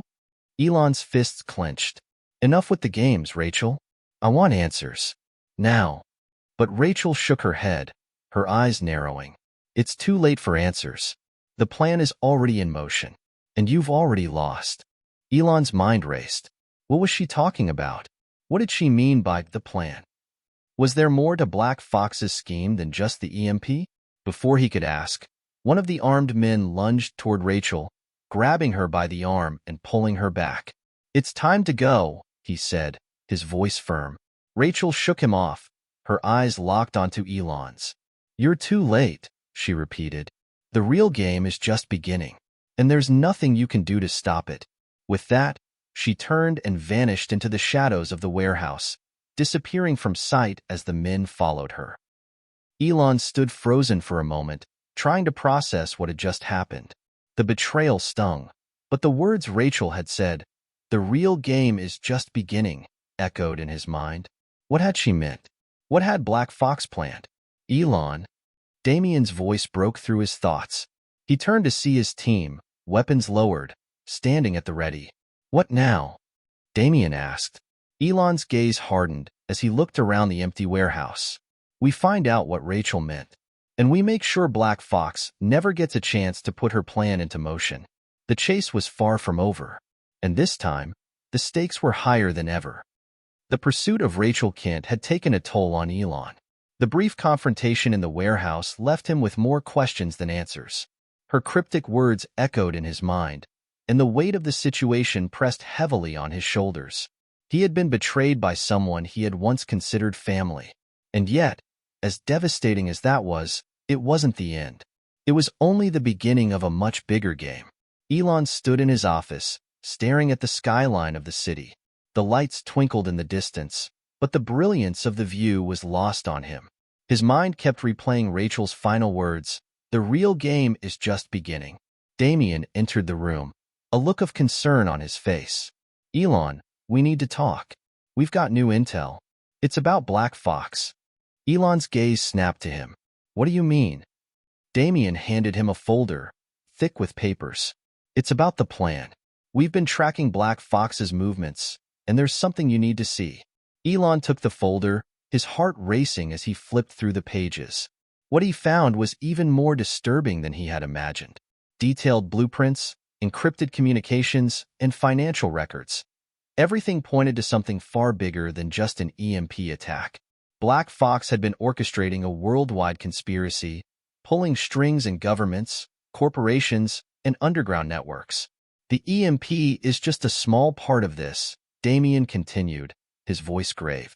"Black Fox has been working to destabilize global economies.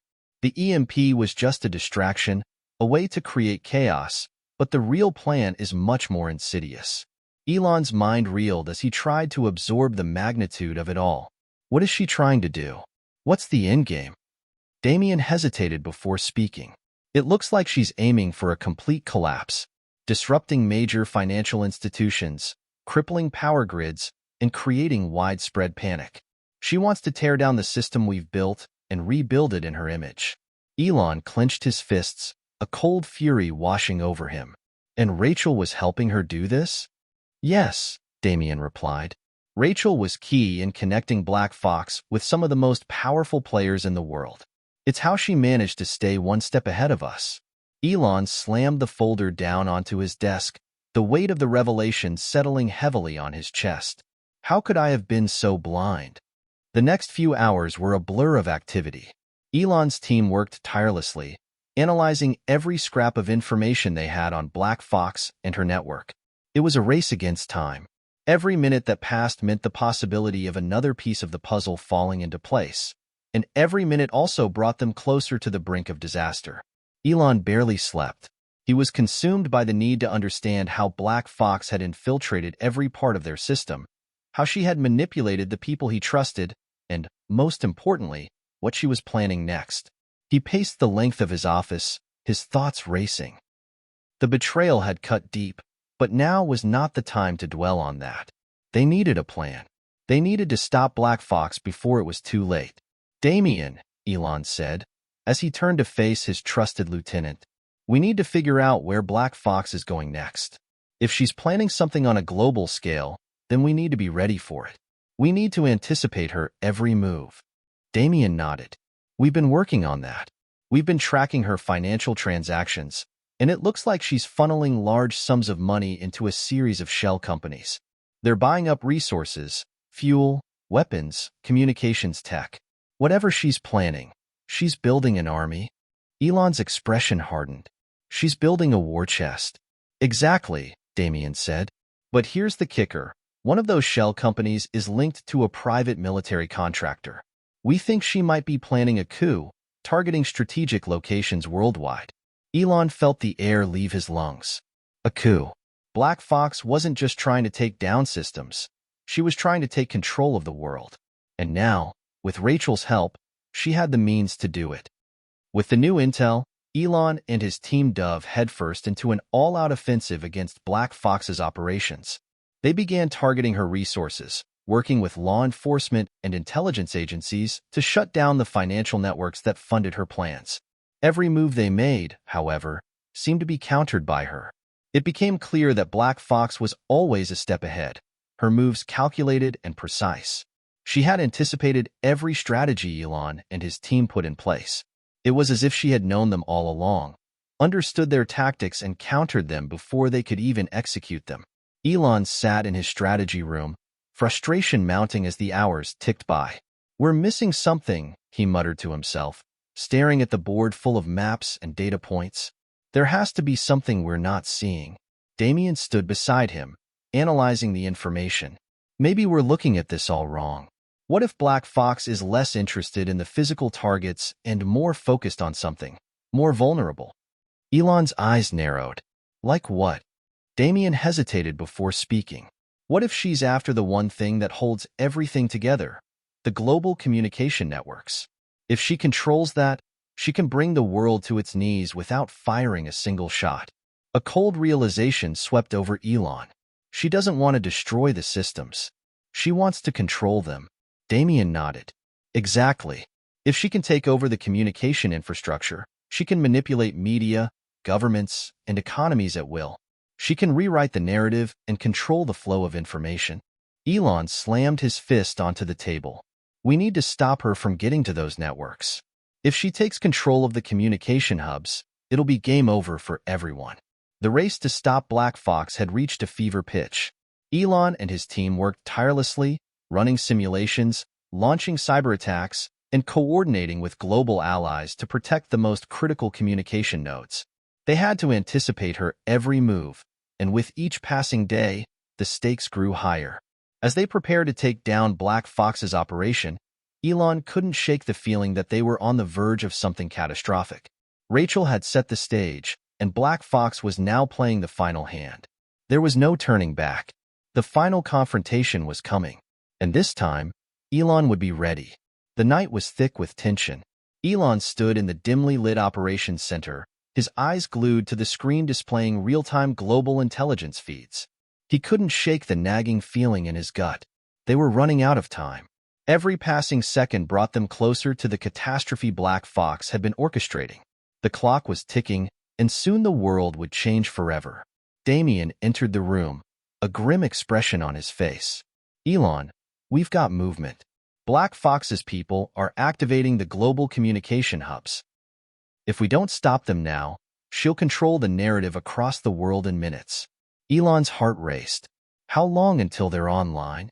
30 minutes, Damien said, his voice urgent. "They've been working with the private military contractor to infiltrate key communication nodes. We've got one shot at this, Elon. If we don't act now, we'll lose everything." Elon stood frozen for a moment, weighing the gravity of the situation. The realization of how much was at stake hit him hard.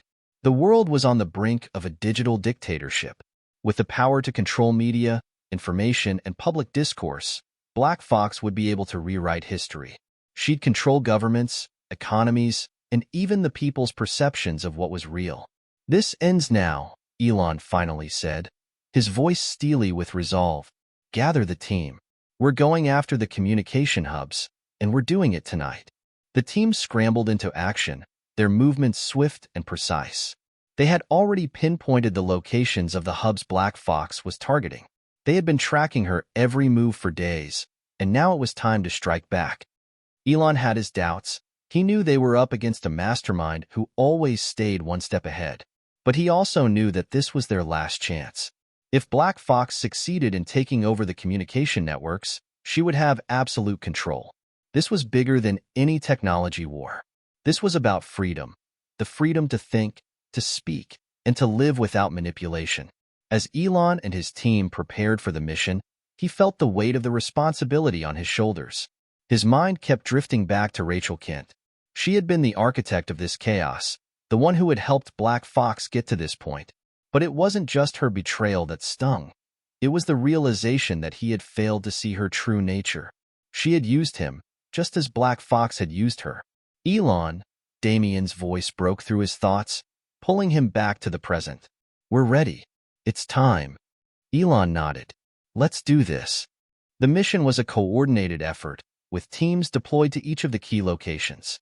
As they moved, Elon's mind raced with the implications of their actions. They weren't just fighting a rogue group of terrorists or a foreign enemy. They were fighting against a global force, a force that had manipulated the very systems they had worked so hard to build. Black Fox had made her move, and now it was their turn. Elon's team was in full tactical mode as they approached the first communication hub. The building was fortified, the entrance guarded by private security.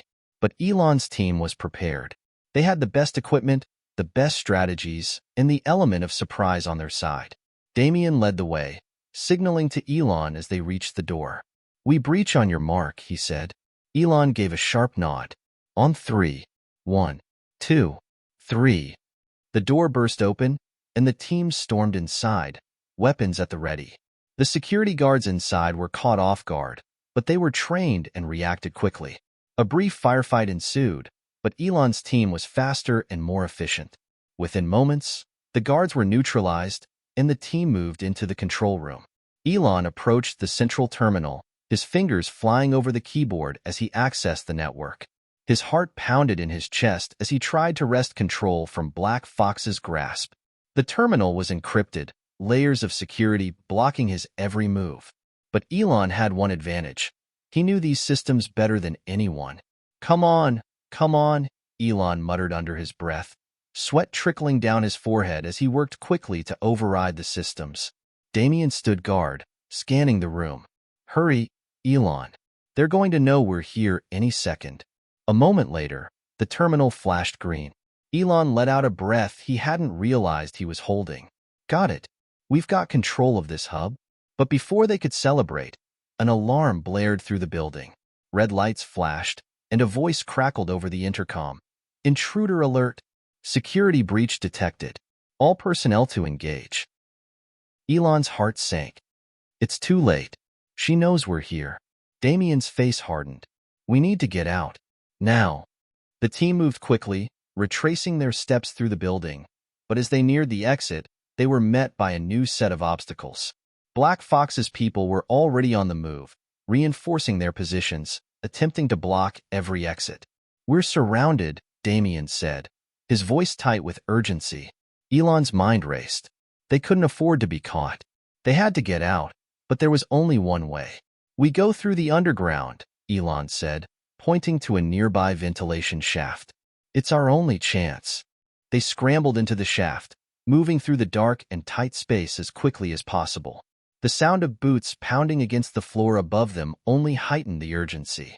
Finally, they emerged from the underground tunnels, breathless but alive. They were out, but the war was far from over. Back at the operations center, Elon collapsed into a chair, trying to process what had just happened. They had gained control of one communication hub, but it was only a matter of time before Black Fox countered. They had to move faster. They had to outthink her at every turn. Damien approached, a serious look on his face. "We've taken the first step, but Black Fox will be on us now. She'll come after everything we hold dear. We have to be ready." Elon clenched his fists, his resolve hardening. "She won't win. Not while I'm still breathing." The countdown had begun. The world was teetering on the edge, and it was up to Elon and his team to stop Black Fox before it was too late. The final showdown was inevitable, but this time, Elon wouldn't be caught off guard. He would finish what he had started. The dawn of a new day brought no respite. In the war room, a buzz of activity pulsed around Elon as his team scrambled to track Black Fox's every move. Despite gaining control of one communication hub, they knew it was a temporary victory. Black Fox was playing a long game, and her reach extended far beyond the walls of any building they could infiltrate. Damien approached Elon, his face serious. "We've intercepted more communications. Black Fox has activated a backup plan. She's already deploying assets to retake the hubs. If we don't act now, she'll have the upper hand again." Elon stood still for a moment, processing the gravity of the situation. The fact that Black Fox had backup plans didn't surprise him, but the rapid pace at which he was reacting made it clear. They were in a race against time. Every minute wasted was an opportunity for her to regain control, to strengthen her grip. "Where is she targeting next?" Elon asked, his voice calm but sharp. Damien handed him a tablet, showing a map dotted with red targets, locations of critical infrastructure, power grids, and media hubs scattered around the globe. She's targeting communication relays across the continent. She's going for the jugular. Elon's mind raced. They needed a strategy to counter her, something decisive, something unexpected. The global stage was hers for the taking, but they still held a few aces up their sleeve. They could still outplay her, but only if they acted swiftly. "We need to get ahead of her," Elon said, a new sense of urgency in his tone. "Gather the team. We're going on the offensive." In the coming hours, Elon and his team executed their plan with precision. They targeted Black Fox's remaining communication nodes, infiltrating more of her assets, disabling her connections one by one. With each success, Elon felt a brief sense of accomplishment, but the victory was fleeting. Black Fox had a backup for everything, and her network was vast. Every time they took down one hub, two more seemed to rise in its place. Elon couldn't shake the feeling that they were being pulled into her game. Black Fox was too powerful, too calculated. There was a deep sense of inevitability in her moves, like she knew how they would respond before they even made a decision. "We need a wild card," Elon said, frustration creeping into his voice. Something she wouldn't expect. Damien looked at him, brow furrowed. "Like what?" Elon paused, thinking. "Rachel. We still don't know what she's up to. She's been in the shadows, and I'm sure she's got something planned. We need to find her. Now." The decision was made. As the team continued their assault on Black Fox's operation, Elon pulled together a smaller, covert unit to track down Rachel Kent. They had no idea where she was hiding, but Elon had a theory. Rachel wasn't working alone, and if they could find her, they might be able to uncover the last piece of the puzzle. "She's always been close to the source," Elon said as he briefed the team. "If Black Fox is pulling the strings, Rachel will be nearby. We need to figure out where she's hiding." Damien nodded. "I'll send out teams to cover her last known locations. If she's anywhere, we'll find her." Rachel Kent's location remained elusive for days, but Elon's instincts told him they were getting close. Then, a breakthrough. An encrypted message intercepted by one of their satellites. The message was from Rachel, her words simple but telling. "The truth is closer than you think. Follow the trail." Elon stared at the message, deciphering the hidden meaning. It wasn't a simple piece of communication. It was a clue, a breadcrumb trail leading them somewhere. And in that moment, he realized something chilling. Black Fox wasn't the true mastermind. Rachel had been manipulating everyone from the beginning, pulling the strings in the background. "She's been the puppet master all along," Elon muttered to himself, his voice laced with disbelief. Black Fox was just her tool. "We've been chasing the wrong enemy." The realization hit hard. Black Fox was no longer their main target. Rachel Kent was the true threat, the mastermind who had orchestrated everything, playing both sides, working in the shadows, and using Elon as a pawn in her game. Damien's voice interrupted his thoughts. "Elon, we've located Rachel. She's in New York, in a secure facility. She's trying to disappear. We need to move fast." Elon nodded. "We're going to end this once and for all." In the heart of New York, hidden behind layers of security and high-tech defenses, Rachel Kent was waiting. She knew they were coming. She always knew. Elon could feel it in his bones. Rachel had been 2 steps ahead of him all along. The team infiltrated the facility, moving with precision through the corridors, bypassing guards and security systems. They were close now, closer than they had ever been. And as they approached her inner sanctum, Elon felt the weight of the final confrontation looming. Inside, Rachel sat calmly at a desk, her back to the door. The room was dimly lit, and the only sound was the faint hum of computers. Elon took a deep breath before stepping forward. "Rachel," he said, his voice steady but full of resolve. "It's over." She turned slowly, a cold smile curling on her lips. "Is it really, Elon? Do you really think you can stop me? I've already won." Elon's pulse quickened. "You've played everyone, including me. This ends now." Rachel stood up, her eyes gleaming with a mix of amusement and something darker. "You still don't get it, do you? You've been nothing but a pawn in my game. And now, the world will see who's truly in control." Elon took a step closer. "You've underestimated me. And that's where you made your mistake." The final showdown had begun, and this time, Elon was ready. Rachel's manipulations, her intricate plans, her network of control, all of it had come crashing down. The world was on the brink of chaos, but now, Elon would have the chance to reset everything, to stop the machine that Rachel had built. The battle for the future was about to reach its climax. The tension in the room was thick, almost palpable. Rachel Kent stood in front of Elon, her eyes cold and calculating, her posture regal in its own menacing way. There was no fear in her, just a quiet confidence that came from knowing how the game was played. Elon's mind was racing. Everything had led to this moment. He had underestimated Rachel, thinking she was simply a brilliant strategist and a dangerous ally turned enemy. But now, standing face to face with her, he realized the truth. She was a master manipulator, playing a game so intricate that even he had walked right into it. You still don't understand, do you? Rachel's voice cut through the silence, low and calm. This was never about the communication hubs or the global takeover. It's about power, control. The world is a system, Elon. A system that you've been trying to fix, but all you've done is reinforce the cycle. Elon's fists clenched at his sides, the weight of her words sinking in. He had fought to change the system, to bring about a new world, one of innovation, of progress. But Rachel's vision had always been different. She didn't want change. She wanted domination. She wanted to control the system from the inside out.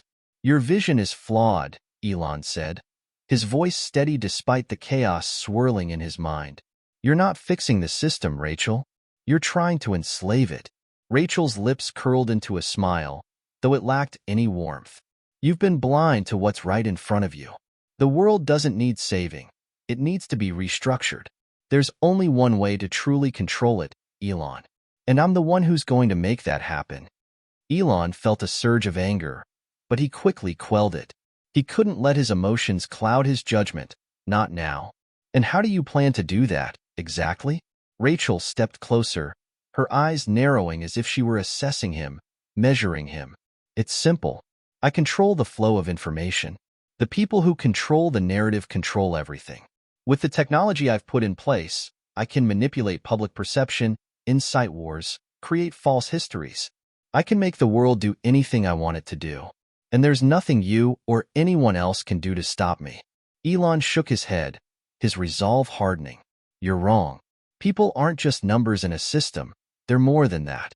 You can't control humanity by controlling their thoughts. People will rise up against you. You can't break their spirit. Rachel's gaze hardened. Don't be naive. You've seen the way the world works. The chaos, the confusion, the fear. People will follow what's familiar. They'll follow what's convenient. And when I have control of the media, the economy, and the information they consume, they'll have no choice but to follow my lead.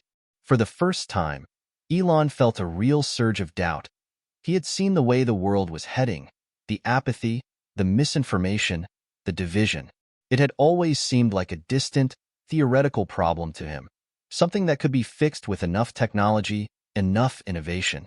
But now, facing Rachel, he realized the depth of the danger. You can't win, Elon said, his voice firm. The system you're building is a house of cards. It might stand for a while, but it will eventually fall. People will fight back. They always do. Rachel laughed, a soft, eerie sound. You're underestimating me, Elon. This isn't about people fighting back. This is about controlling the fight before it even starts. I've already won. The system is already in place. The world will be mine. As Rachel spoke, Elon's mind whirred. There had to be something he hadn't considered, something he could use to tip the scales in his favor. He had to act, and act fast. Rachel's plan was terrifyingly close to fruition, but he had one advantage. He knew her better than anyone else. He knew the cracks in her carefully constructed empire, the places where she was vulnerable. Rachel, Elon said slowly, choosing his words carefully, you can control the flow of information, but you can't control truth. The truth is a force stronger than anything you can manipulate. Rachel's eyes flickered, just for a moment. It was the briefest sign of doubt, and Elon seized on it. I've been building something too, he said, a glint of determination in his eyes. Something you haven't counted on. A decentralized network, A system that can't be controlled or shut down. It's not just technology, it's freedom. And it's the one thing you can never manipulate. Rachel's gaze hardened, her smile fading. You think you can beat me with that? You're just playing into my hands. The truth is irrelevant. What matters is control. Elon took a step forward, his resolve growing. No, Rachel. What matters is choice. What matters is that people, real people, have the freedom to think for themselves, to make their own decisions, to shape their own futures. You're trying to steal that away, but you'll never be able to. Not forever. In the next few moments, the room seemed to shrink around them. There was a long, tense silence, filled only by the soft hum of the machinery. Elon and Rachel stood locked in a battle of wills, each trying to outmaneuver the other in this high-stakes game. And then, as if on cue, the sound of a distant explosion echoed through the facility. Rachel's eyes widened. What was that? Elon didn't answer immediately. He already knew. It was the sound of his team, working in tandem with the global resistance forces, taking action. They had initiated a series of coordinated strikes against Black Fox's remaining control centers. The fight was no longer just in this room. It had spread across the world. You're running out of time, Elon said, his voice low but filled with a quiet certainty.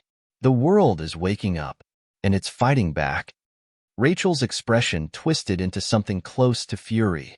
You think you've won? You think they'll be able to stop me? Elon shook his head. It's already started. You can't stop the truth. You can't stop humanity. In that moment, the final showdown was inevitable. The battle between Elon and Rachel, between innovation and control, freedom and oppression, was coming to a head. The clock was ticking, and the world was watching. Would Rachel's system collapse under the weight of her ambition? Or would Elon's fight for truth and freedom ignite a revolution? As the explosions rumbled in the distance, Elon took a deep breath. This was it. The reckoning had come. The world was on the brink.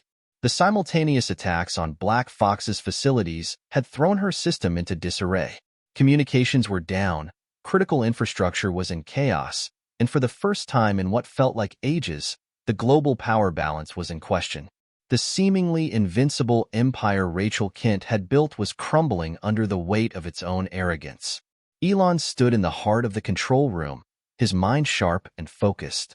The room hummed with activity as his team worked tirelessly to disrupt Rachel's network. The threat was far from over, but the momentum had shifted. Now, it was about to be settled, one way or another. Rachel, for all her calmness and conviction, had underestimated one thing: the resilience of the human spirit. People, everyday people across the world, had chosen to fight back. They were rallying behind a cause, and that cause wasn't just survival, it was freedom. But Rachel wasn't one to go down without a fight. Even as her empire teetered on the edge of collapse, she stood tall in the inner sanctum of her New York facility, refusing to accept defeat. You think you've won, Elon? Rachel's voice, now a mixture of anger and disbelief, echoed through the empty space. You're no different from the others who tried to stop me. You think you're some sort of hero, fighting for the people. But all you're doing is delaying the inevitable. Elon met her gaze, the weight of their words hanging between them like a tangible force. The truth is, Rachel, the people have already won. You just haven't realized it yet. Her eyes narrowed, her posture rigid with fury. You think they care about freedom? They're scared, Elon. They're terrified. And I can give them what they want. They'll follow me, because they have no other choice. They'll beg for it. Elon shook his head, resolute. You're wrong. They're not scared. They're hopeful. And hope is stronger than fear. People want freedom, Rachel. They want a future they can shape for themselves. They want the truth, no matter how hard it is to face. Rachel took a step forward, her eyes burning with frustration. You don't get it, do you? The world doesn't care about truth. It's not about truth. It's about power. The truth is just a tool, a means to an end. I've built a system that will never fall, and I'll make sure you regret thinking otherwise. The battle between them was no longer just words. It was a clash of ideologies, each fighting to define the future of the world. Elon had always believed in innovation and progress, But he now realized that it wasn't enough to change the world through technology alone. The heart of the world, the very essence of what made humanity resilient, lay in its ability to choose, to fight for what was right, no matter the odds. Outside the facility, explosions continued to rock the landscape. The resistance, made up of ordinary people who had risen up in defiance of Rachel's manipulation, had joined forces with Elon's team. They were working together, dismantling Rachel's control center by center, disabling her ability to monitor and influence the world's most crucial systems. Each victory was a blow to her empire. Elon knew they couldn't let up. Rachel had a backup plan, something hidden in the shadows. She wasn't going to give up easily. "Where's the main server?" Elon asked, turning to Damien, who had joined him in the control room. "If we take out her central hub, it's game over." Damien didn't hesitate. "It's underground, beneath the facility. It's heavily guarded, but we've already got the blueprints. If we go now, we can cut off her power once and for all." The underground level was as cold and sterile as a tomb. Steel walls lined the corridor, and the only light came from flickering fluorescent bulbs overhead. Elon, Damien, and a small team of operatives moved swiftly, their footsteps echoing in the silence. Every step brought them closer to the heart of Rachel's operation, closer to the moment when they could end this nightmare. As they approached the server room, the tension was palpable. Guards were stationed at every corner, but Elon's team had anticipated this. They had been working on a plan for weeks, a plan to break through Rachel's defenses and reach the core of her system. They moved quickly, neutralizing the guards with quiet precision, their actions coordinated and practiced. Finally, they reached the door to the server room. Elon's hand hovered over the control panel, his breath steady. This was it. With a single press, they would shut down Rachel's entire operation. The final blow. He glanced at Damien, who gave him a nod of reassurance. "On 3, Elon said. 1, 2, 3. The door slid open, revealing the humming, glowing servers that powered Rachel's global network, the core of her empire. Elon approached the console, typing furiously. But as his fingers hovered over the shutdown command, a voice crackled through the intercom. "Did you really think you could stop me, Elon?" Rachel's voice was cold, eerily calm. "You're too late. You've already triggered the failsafe. The system is beyond saving." Elon's heart sank. He had expected this. Rachel had always had a backup plan. But what did it mean? Was there another layer to her control? Something he hadn't anticipated? Damien's voice cut through the tension. "We need to act fast, Elon. Whatever she's talking about, it's real. We can't let her take control again." Elon hesitated for a moment, his mind racing. Then, with a determined look, he pressed the button. The screens flickered and went black, the servers falling silent. For a brief, suspended moment, it felt like time had stopped. Then, as the system collapsed, a loud alarm blared throughout the facility. In the control room, Rachel stood still, her face an unreadable mask. For the first time, she looked vulnerable. The servers were down. Her empire had fallen. But there was no satisfaction in her expression, no relief. "You think this is over, don't you?" she said, her voice a soft whisper. "You've won the battle, but not the war." Elon turned to leave the server room, but paused. "It is over, Rachel. You've lost." Her eyes flickered with something resembling fear, but it quickly faded, replaced by a cold determination. "We'll see, Elon. We'll see." As Elon and his team made their way back to the surface, the world around them was already beginning to change. The resistance had succeeded. The systems Rachel had built to control the world were no longer functioning. People were free, truly free, for the first time in years. But Elon knew that Rachel's final words weren't an empty threat. The battle for the future was far from over. It was just beginning. He had won, yes, but the war for humanity's soul, its future, was a war that would never truly end. The only question now was how they would rebuild, and whether Rachel's shadow would ever truly fade. The dust was settling. The world was waking up to a new era, one shaped by the resistance, by the very people who had fought to free themselves from the chains of control that Rachel Kent had worked so tirelessly to impose. Elon stood on the balcony of a temporary safe house, overlooking the city that had been at the heart of the battle. The once thriving metropolis now lay in the silence of uncertainty. It had been weeks since the takedown of Rachel's network. The immediate threat had been eliminated, but the consequences of the global blackout were far-reaching. People were still coming to terms with the loss of the digital world they had relied on so heavily. The internet, communication systems, and the massive infrastructures built on Rachel's networks had been shattered. But with every collapse, a new world was being built, slowly, painstakingly, and with the hope that this time, they could do it differently. Elon felt a weight on his shoulders. The world was rebuilding itself, but it wasn't just about technology anymore. It was about trust. It was about human connection. It was about the spirit of collaboration, not control. As the sun dipped below the horizon, casting an orange glow over the city, Elon couldn't help but reflect on everything that had brought them here. The battle had been long, painful, and costly, but it had also revealed something profound. The people who had fought, the ones who had believed in the cause, weren't just fighting for freedom, they were fighting for each other. Meanwhile, in the heart of a maximum security facility, Rachel Kent was alone. Her empire, once so vast and imposing, had crumbled. She had lost everything, but she hadn't lost herself. Even in captivity, her mind worked with relentless precision. She was plotting.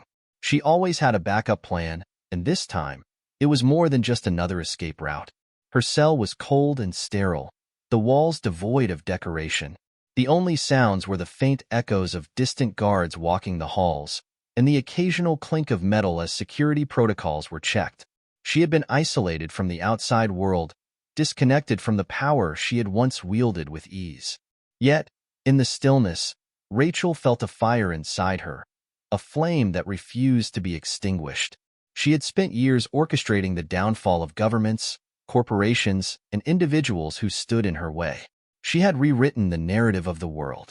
But the greatest lesson she had learned in all her years of manipulation and control was that even the strongest empires could fall. And when they did, the ambitious always found a way to rise again. Rachel had no illusions about her future. She knew that the world would never forget what she had done.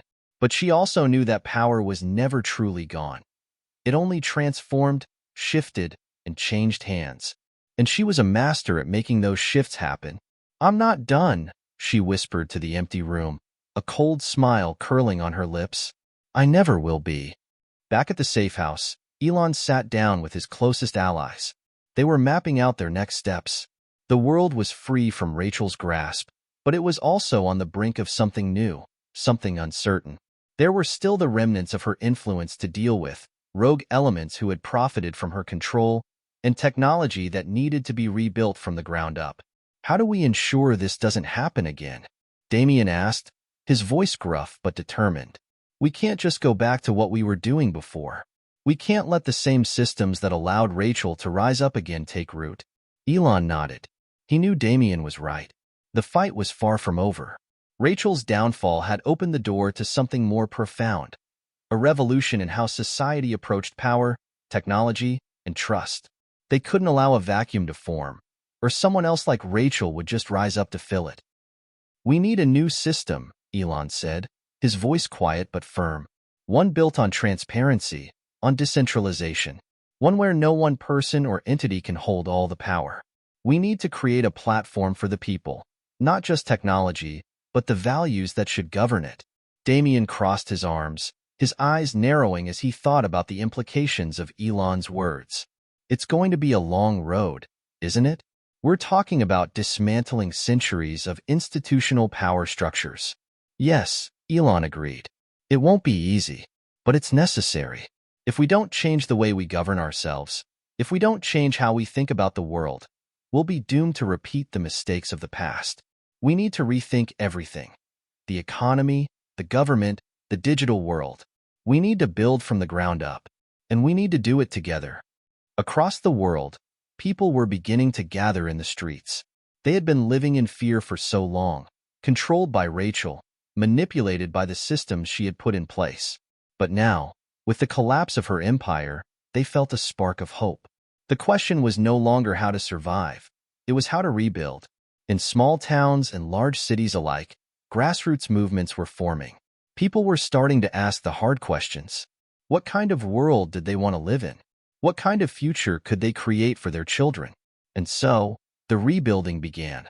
Not just of infrastructure, but of hearts and minds.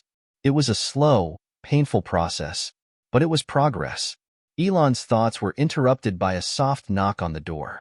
It was a signal that his team had completed the next phase of their mission, one that would ensure the remnants of Rachel's control couldn't be resurrected.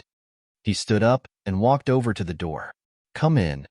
The door creaked open, and one of his top advisors entered, holding a tablet with a live feed from a news station. "It's happening," the advisor said. "There's a movement growing across the globe. People are starting to take control of their local networks. They're starting to govern themselves. The transition is happening faster than we expected." Elon took a deep breath, the weight of everything settling on his shoulders once again. This was what he had fought for. This was why they had risked everything, to ensure that humanity had a future, one shaped by them, not by those who sought to control them. As the sun rose on a new day, Elon stared out the window, watching the first signs of a new world taking shape. The challenges were far from over, but for the first time in a long while, he felt hopeful. The fight was not yet done, but the path forward was clearer than ever. Rachel Kent had shown him what could happen when power was abused. But in the ashes of her empire, he could see the seeds of something greater. It would take time, it would take sacrifice, and it would take courage. But he was ready. The world was ready. And this time, it was the people who would shape the future. The world had changed, and with it, the way people viewed power. Elon stood at the helm of this new era, but this time, the role was different. He wasn't the lone visionary anymore. He wasn't the savior. The people had risen to the occasion, and now, it was about facilitating their future, not controlling it. Elon had spent decades in the tech world, building systems that could change the world. But now, the real work began. He knew that rebuilding wasn't just about technology. It was about a shift in mindset and values. It was about ensuring that the mistakes of the past were never repeated. The people of the world had already shown they could fight for their freedom. Now it was time for them to govern themselves. He had called a summit, a gathering of minds from all corners of the globe, from all walks of life. Politicians, technologists, activists, scientists, and ordinary citizens who had once been just pawns in a much larger game. They had come together with one common purpose, to chart a new path forward. The days of centralized control, of a select few holding the reins of the world's future, were over. The summit took place in a large, open hall. The walls were transparent, and from every side, people could look out over the city, a city that symbolized hope and renewal. The sun was setting, casting a golden light over the room, illuminating the faces of those gathered. The room was filled with anticipation. Elon stood at the front, flanked by Damien and a few trusted advisors. The weight of the moment hung heavy in the air. He had never been more certain of what needed to be done, but he also knew how fragile this moment was. It could slip away as easily as it had come.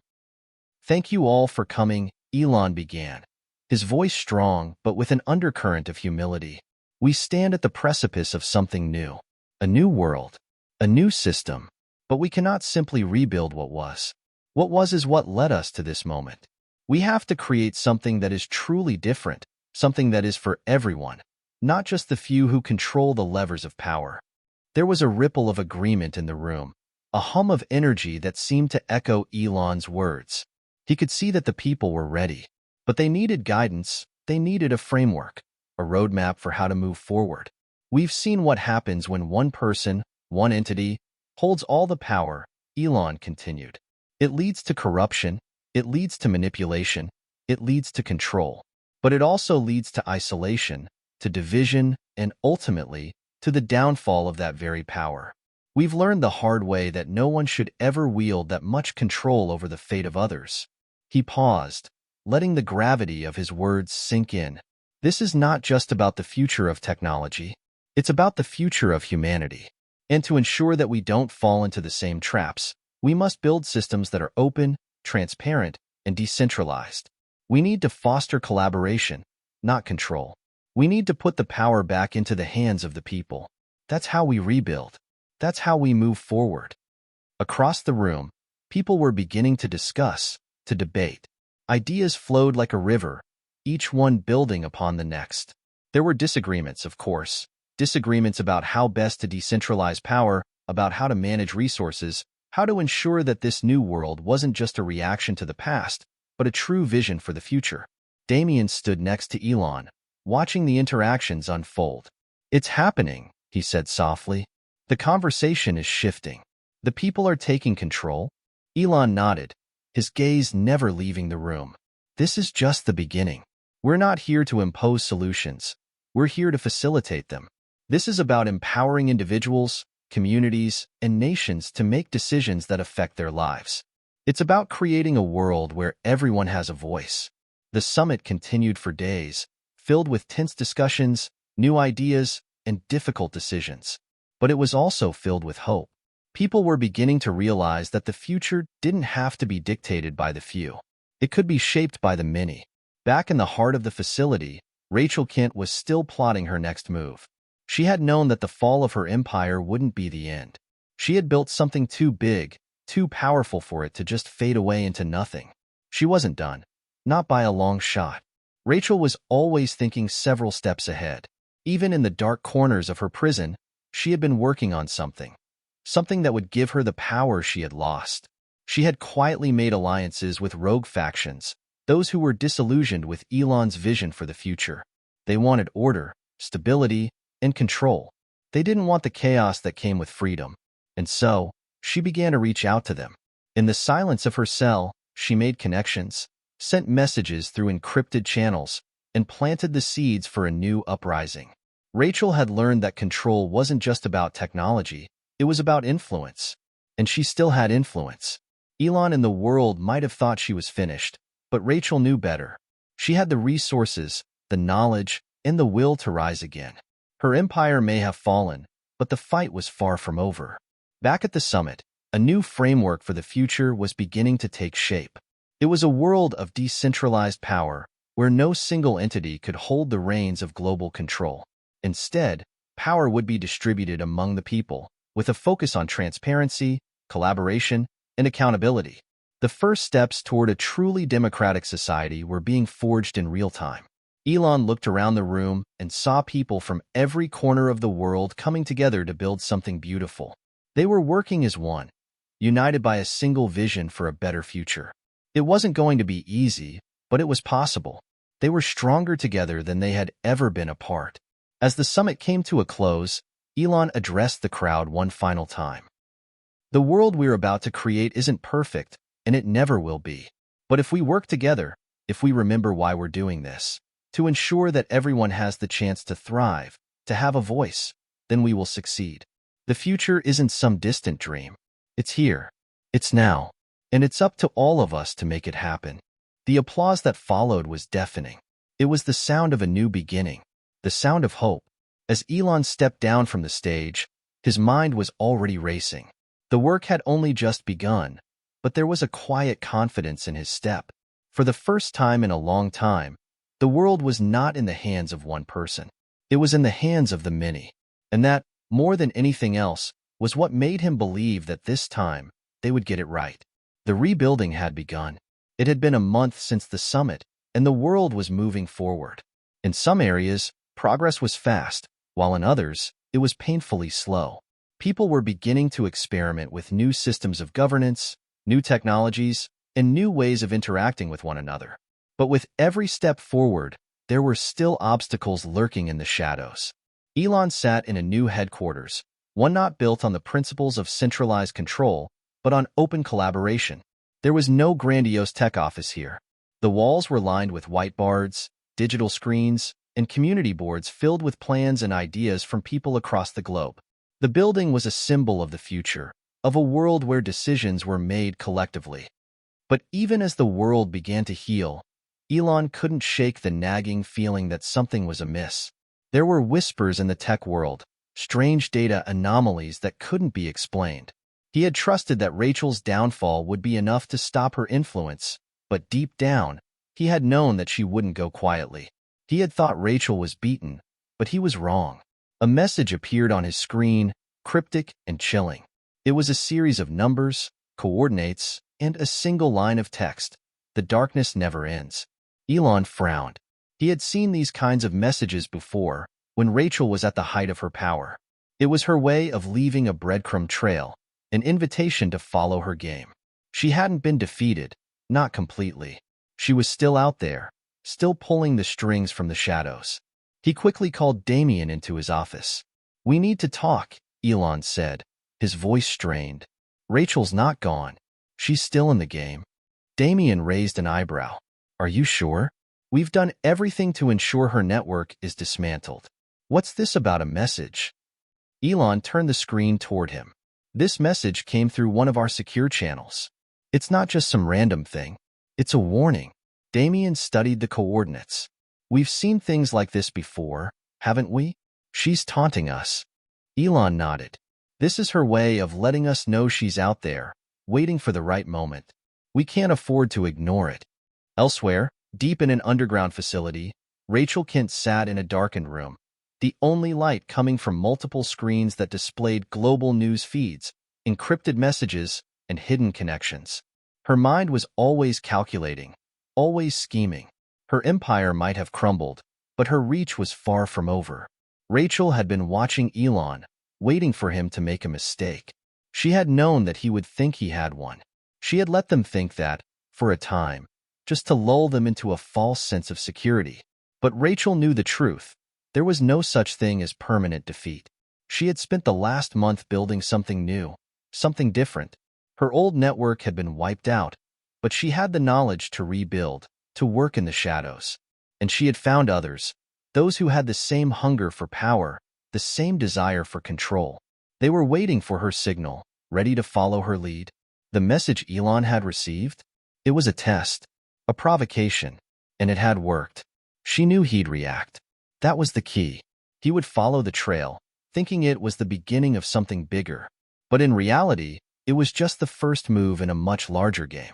Rachel leaned back in her chair, a sinister smile creeping across her face. She wasn't done. Not by a long shot. Back at Elon's headquarters, the team was working fast. They had traced the coordinates in the message to an abandoned facility on the outskirts of the city. The place had been inactive for years, but now it was alive with activity. Elon knew they had to go in fast and silent, or risk losing the advantage.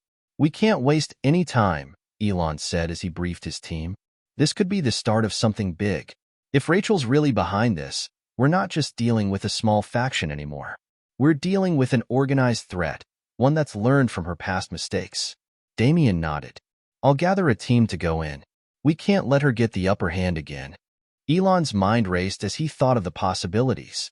The world had only just begun to rebuild, and now, it looked like they were on the brink of another war. A war not just for control, but for the very soul of humanity's future. It wasn't just about technology anymore. It was about power. And Rachel Kent wasn't going to give up easily. The team moved quickly, preparing for what was undoubtedly going to be a dangerous mission. The facility was heavily guarded, and even though it appeared abandoned, there were no guarantees. As the convoy approached the location, the tension in the air was palpable. Everyone knew this could be a trap, but they had no choice but to move forward. They couldn't let Rachel get the upper hand again. As they entered the building, the sound of their footsteps echoed in the vast, empty halls. The air was thick with dust, and the walls seemed to pulse with the weight of secrets. Every room they passed seemed to hold the remnants of a world gone by, a world that Rachel had left behind, but one that could rise again with her help. "Stay alert," Damien said quietly. "We don't know what we're walking into." Suddenly, the lights flickered on, and the entire team froze. A screen on the far wall came to life, showing a message from Rachel herself. "You've done well to find me," her voice echoed through the speakers. "But what you don't realize is that you've walked straight into my trap. This world will never truly be free, not as long as people like me are still out there. You cannot stop me." Elon's heart sank as he watched the screen. This wasn't just a warning. It was a declaration of war. Rachel was ready to fight, and she was prepared to win. The team rushed to take control of the facility, but they knew the odds were stacked against them. Rachel had anticipated every move they made. She had been playing this game for longer than they had realized. and her vision for the future was far darker than they could have imagined. But Elon wouldn't back down. Not now. Not when everything they had fought for was on the line. The stakes had just gotten higher. The world had thought Rachel Kent was gone, but she was back, and she was more dangerous than ever. The days following the message from Rachel were filled with tension. Elon couldn't shake the feeling that they had entered a new phase of this battle, a phase where every move they made would be countered before they even had a chance to react. Rachel had proven time and again that she could manipulate situations to her advantage, and now she was playing the game at a level that no one else could match. The facility had been cleared, but they found little. No traps, no weapons, no immediate threat, just more messages, more taunts. Rachel was toying with them. She knew that the world had its eyes on her. And just like before, she was willing to use that spotlight to manipulate everyone into playing her game. Elon stood in front of the window in his office, looking out over the city. The skyline gleamed with the promise of a new dawn. But the dark shadow of Rachel's influence loomed over it all. It wasn't just about the technology or the resources anymore. It was about control. She had made it clear. She wasn't done yet. Damien entered the room, holding a tablet. "We've got something," he said, his voice tense. "It's not much, but it's a lead." Elon turned to face him. "What have you found?" "It's a data breach. A small one, but enough to indicate that she's been monitoring our every move," Damien explained. "And get this, she's been reaching out to some of the same groups we thought we had shut down months ago. The rogue factions, the ones that didn't buy into the new vision for the future. She's building a network again, one that's not just based on power but on fear." Elon's jaw tightened. Fear is her weapon, and it's always worked for her. We need to break that cycle. We need to show the world that they don't have to live in fear of her. Damien nodded. "The problem is, Rachel knows how to exploit those who are scared. She's not just looking for power. She's looking for vulnerability. If she can create enough chaos, she can take advantage of the cracks in our foundation." Elon turned back to the window, deep in thought.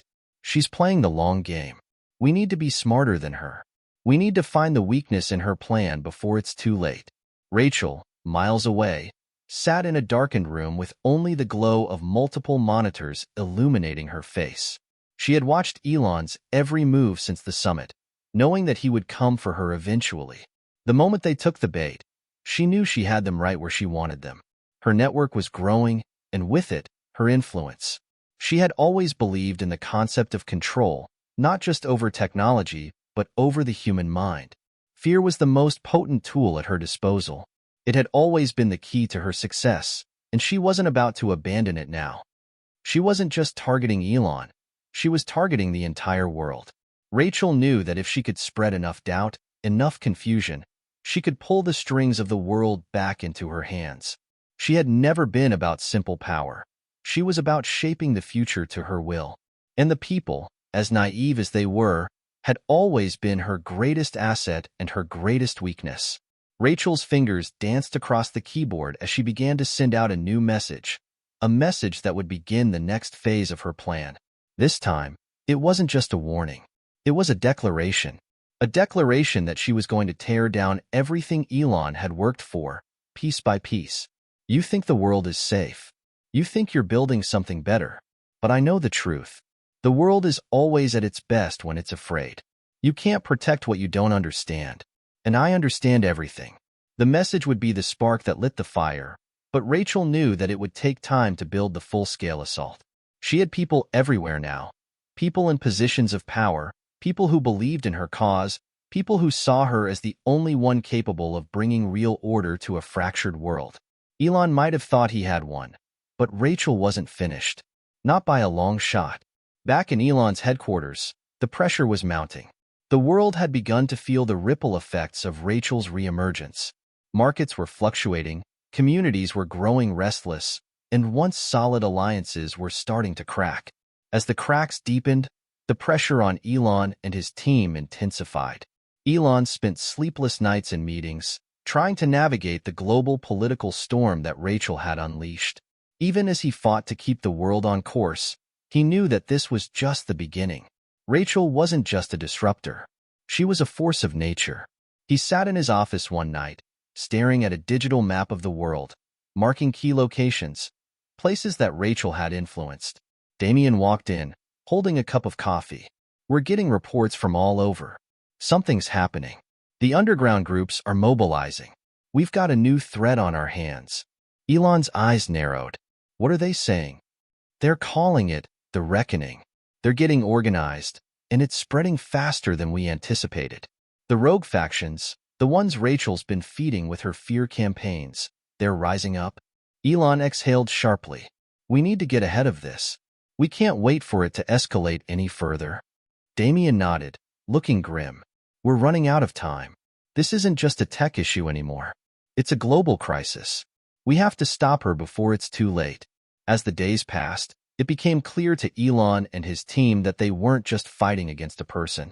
They were fighting against an idea, an ideology that had taken root in the hearts of many.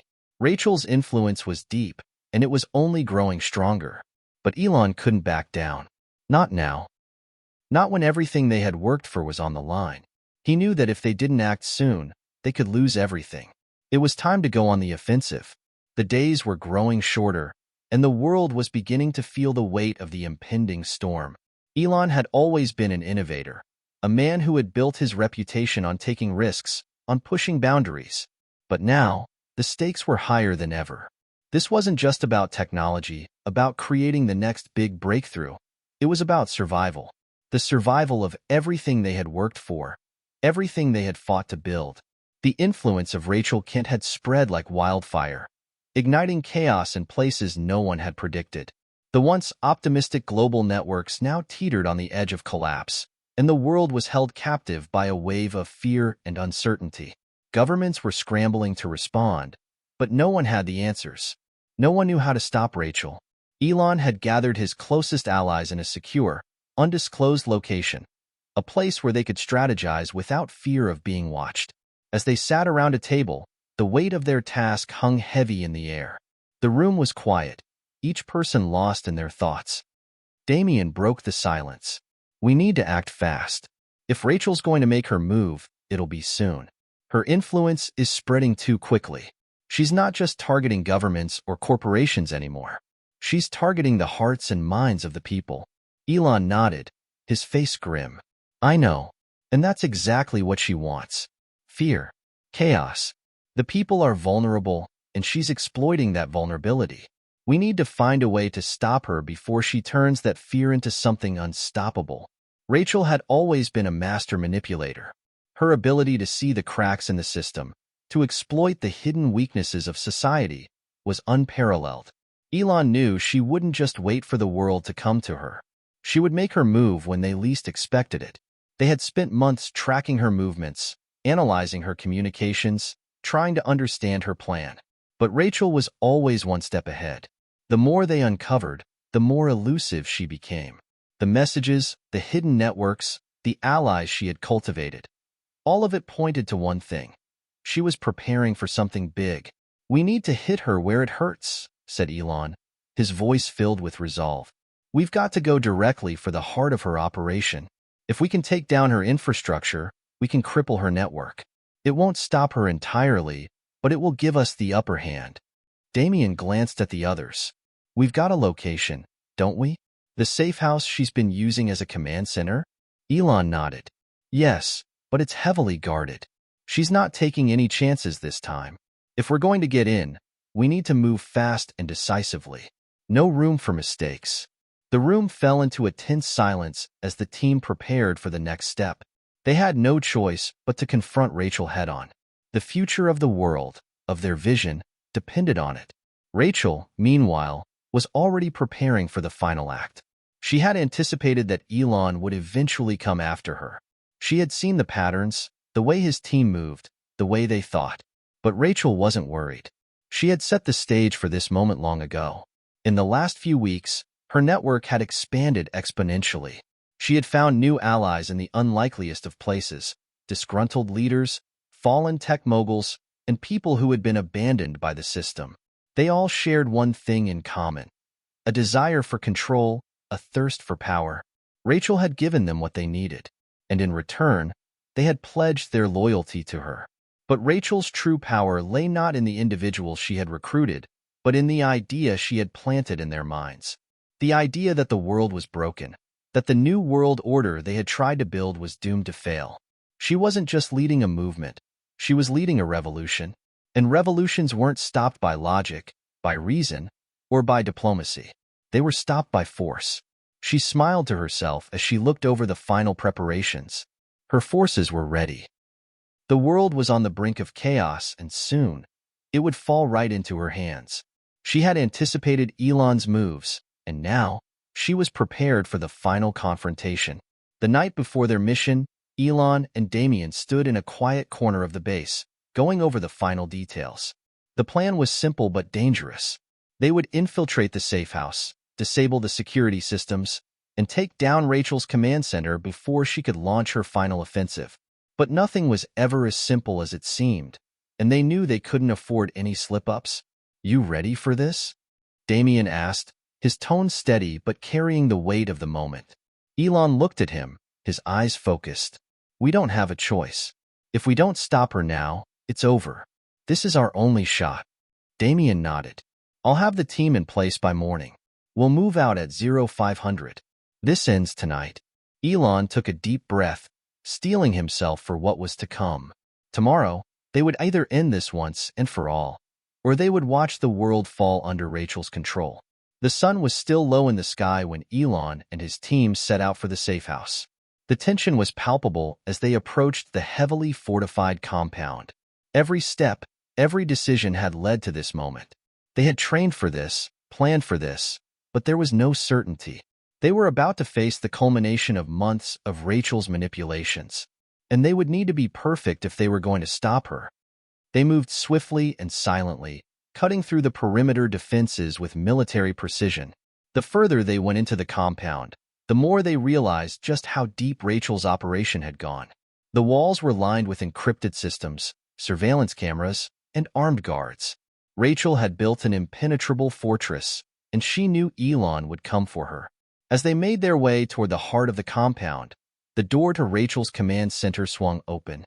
The lights flickered to life, revealing a room full of screens, equipment, and data flowing in every direction. But there was no Rachel. She had anticipated their every move. She had led them right where she wanted them. The walls began to close in. The trap finally sprung. Rachel's voice echoed through the speakers, calm and collected. "You think you can stop me? You think you can take this world back? You're too late, Elon. This is my world now." The final confrontation had begun. But this time, Elon wasn't just fighting against Rachel. He was fighting for the future of humanity.